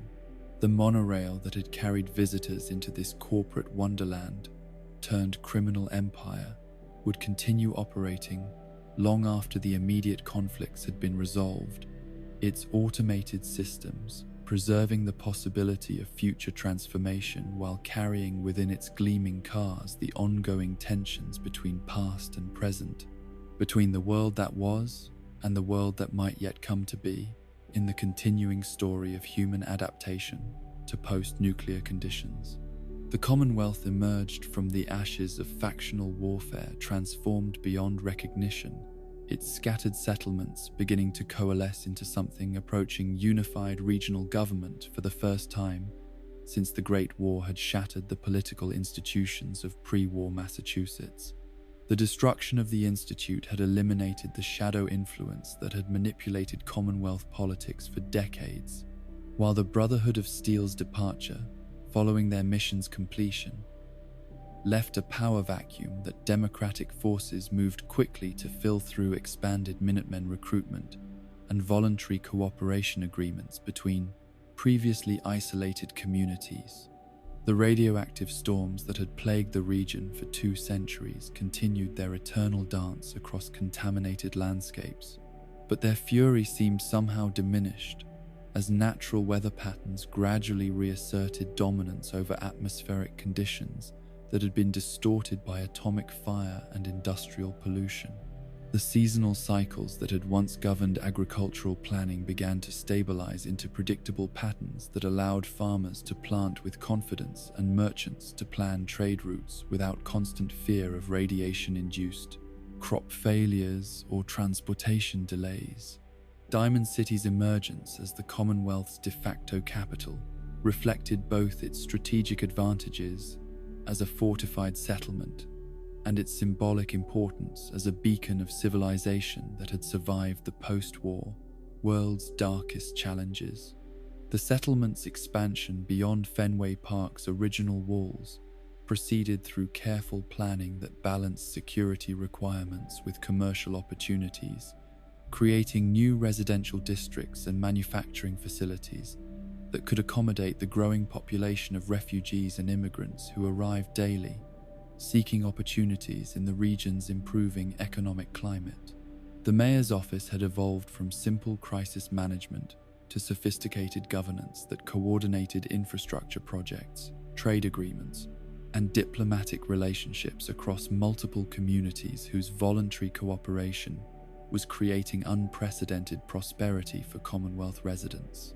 The administrative challenges of managing this informal confederation required bureaucratic skills that had been largely forgotten since the Great War destroyed the governmental institutions that had once provided such services to pre-war populations. The synth integration programs that emerged from the Commonwealth's experience with artificial refugees represented one of the post-war world's most successful experiments in expanding civil rights beyond traditional biological boundaries, creating legal frameworks that recognized consciousness rather than origin as the determining factor in personal autonomy and political participation. The former railroad agents who administered these programs brought decades of experience in protecting synthetic individuals. Their underground networks transformed into official agencies that provided identification, employment assistance, and legal advocacy for artificial beings seeking to establish independent lives. But the philosophical questions raised by synthetic citizenship continued to generate heated debates in town halls and taverns across the Commonwealth, as communities grappled with practical issues about voting rights, property ownership, and family relationships that involved artificial beings whose consciousness might be genuine, but whose loyalties remained uncertain. The legal precedents established through these discussions would influence similar debates throughout the former United States, making the Commonwealth's decisions significant far beyond their immediate regional impact. The agricultural revolution that followed the Institute's destruction was powered by freed synths whose enhanced physical capabilities and immunity to radiation allowed them to reclaim farmland that had been considered too contaminated for human cultivation since the Great War. These artificial farmers worked alongside human families to develop new cultivation techniques that maximized crop yields while minimizing exposure to dangerous isotopes. Their collaboration, creating food surpluses that supported population growth and economic diversification throughout the region. The technological renaissance that accompanied agricultural expansion drew upon knowledge preserved in both Brotherhood archives and Institute databases, combining pre-war scientific understanding with post-war practical experience to create innovations that exceeded anything either source could have achieved independently.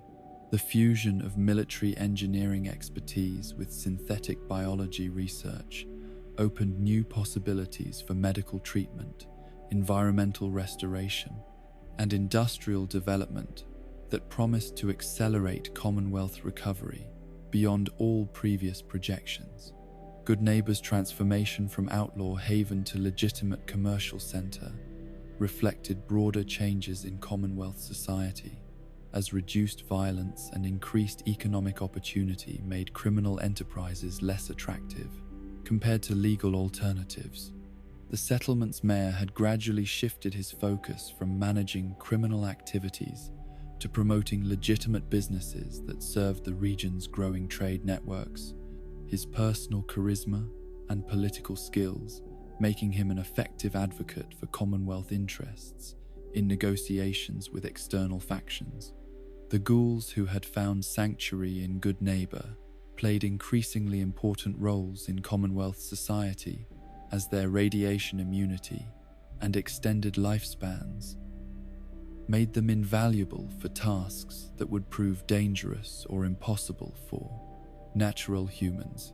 Their pre-war memories provided historical knowledge that guided reconstruction efforts, while their post-war experiences offered practical wisdom about survival and adaptation that younger generations could not have acquired through their own limited experience with atomic age conditions. The Minutemen's evolution from citizen militia to professional military organization reflected the Commonwealth's growing confidence and ambition as regional prosperity created resources that could support more sophisticated defense capabilities and territorial expansion.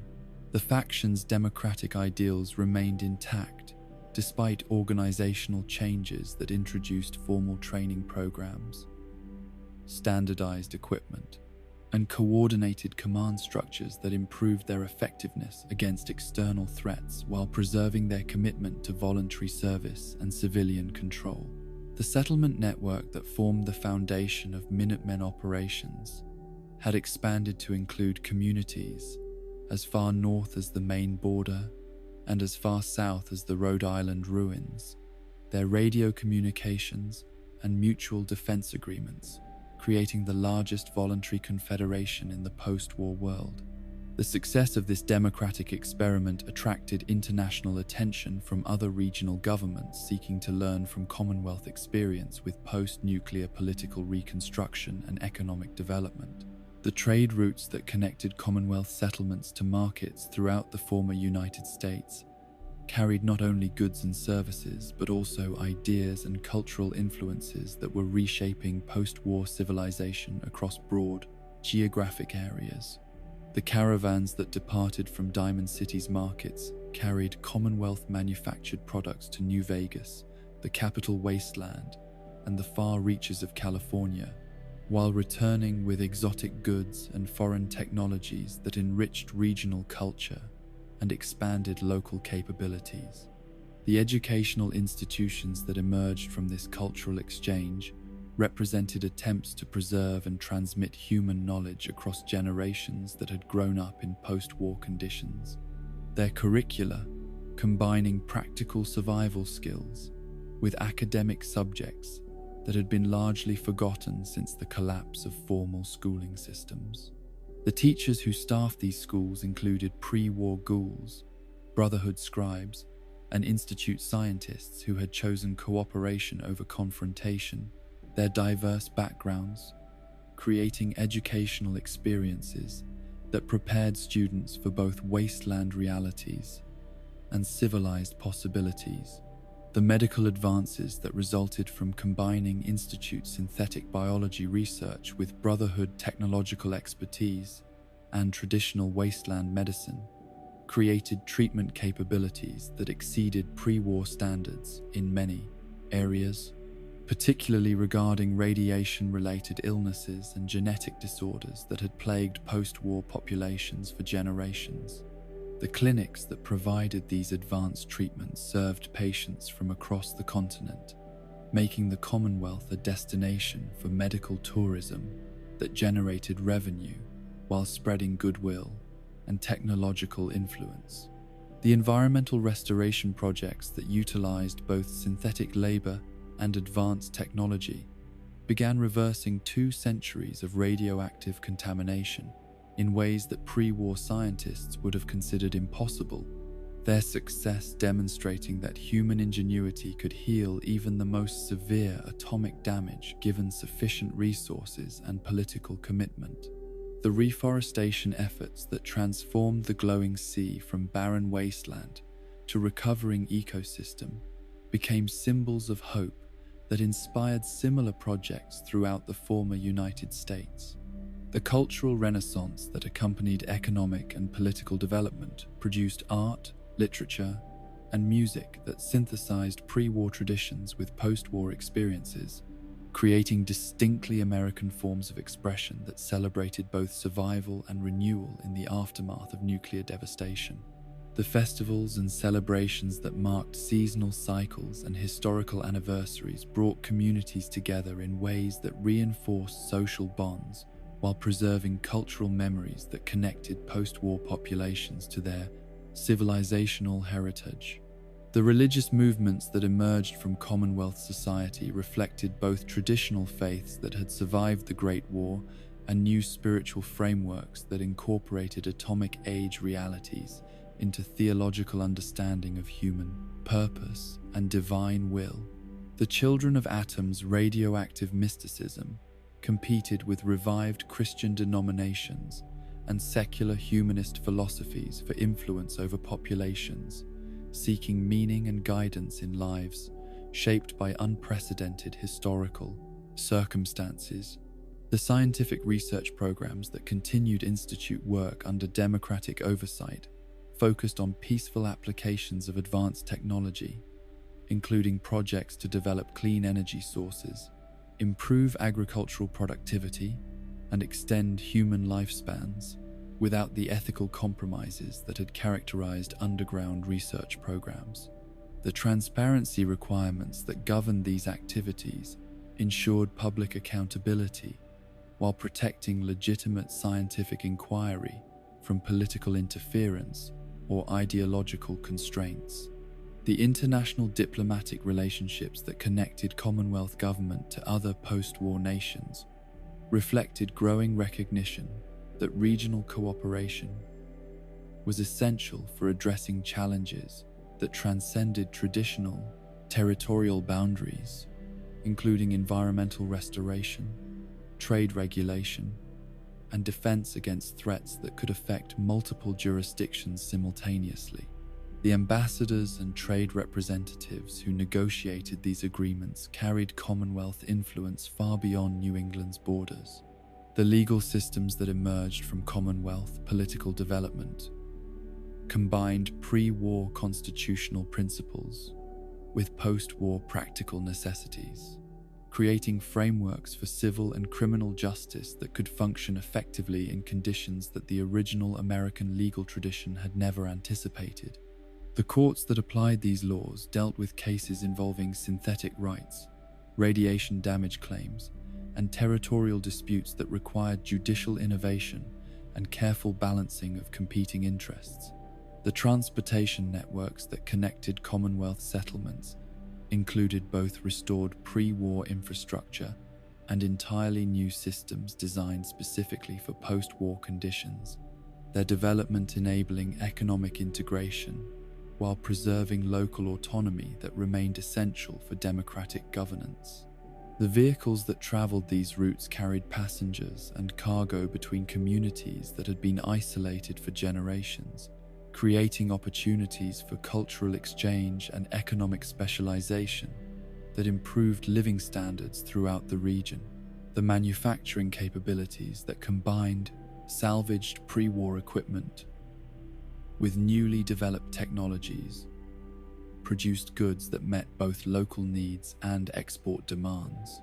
Their success demonstrating that post-war communities could achieve industrial capacity without reproducing the environmental destruction that had contributed to pre-war civilization's collapse.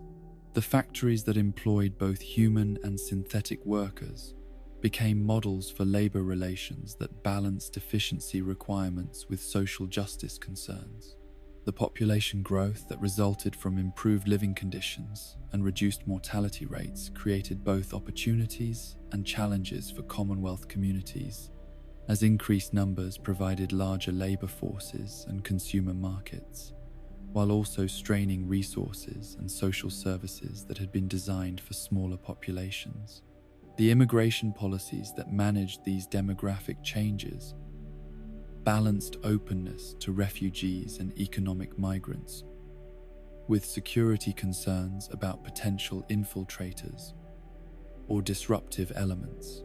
The next generation of Commonwealth children grew up in conditions that their parents could never have imagined possible, their education and socialization occurring in environments that combined wasteland toughness with civilized opportunities in ways that prepared them for leadership roles in an increasingly complex and interconnected world.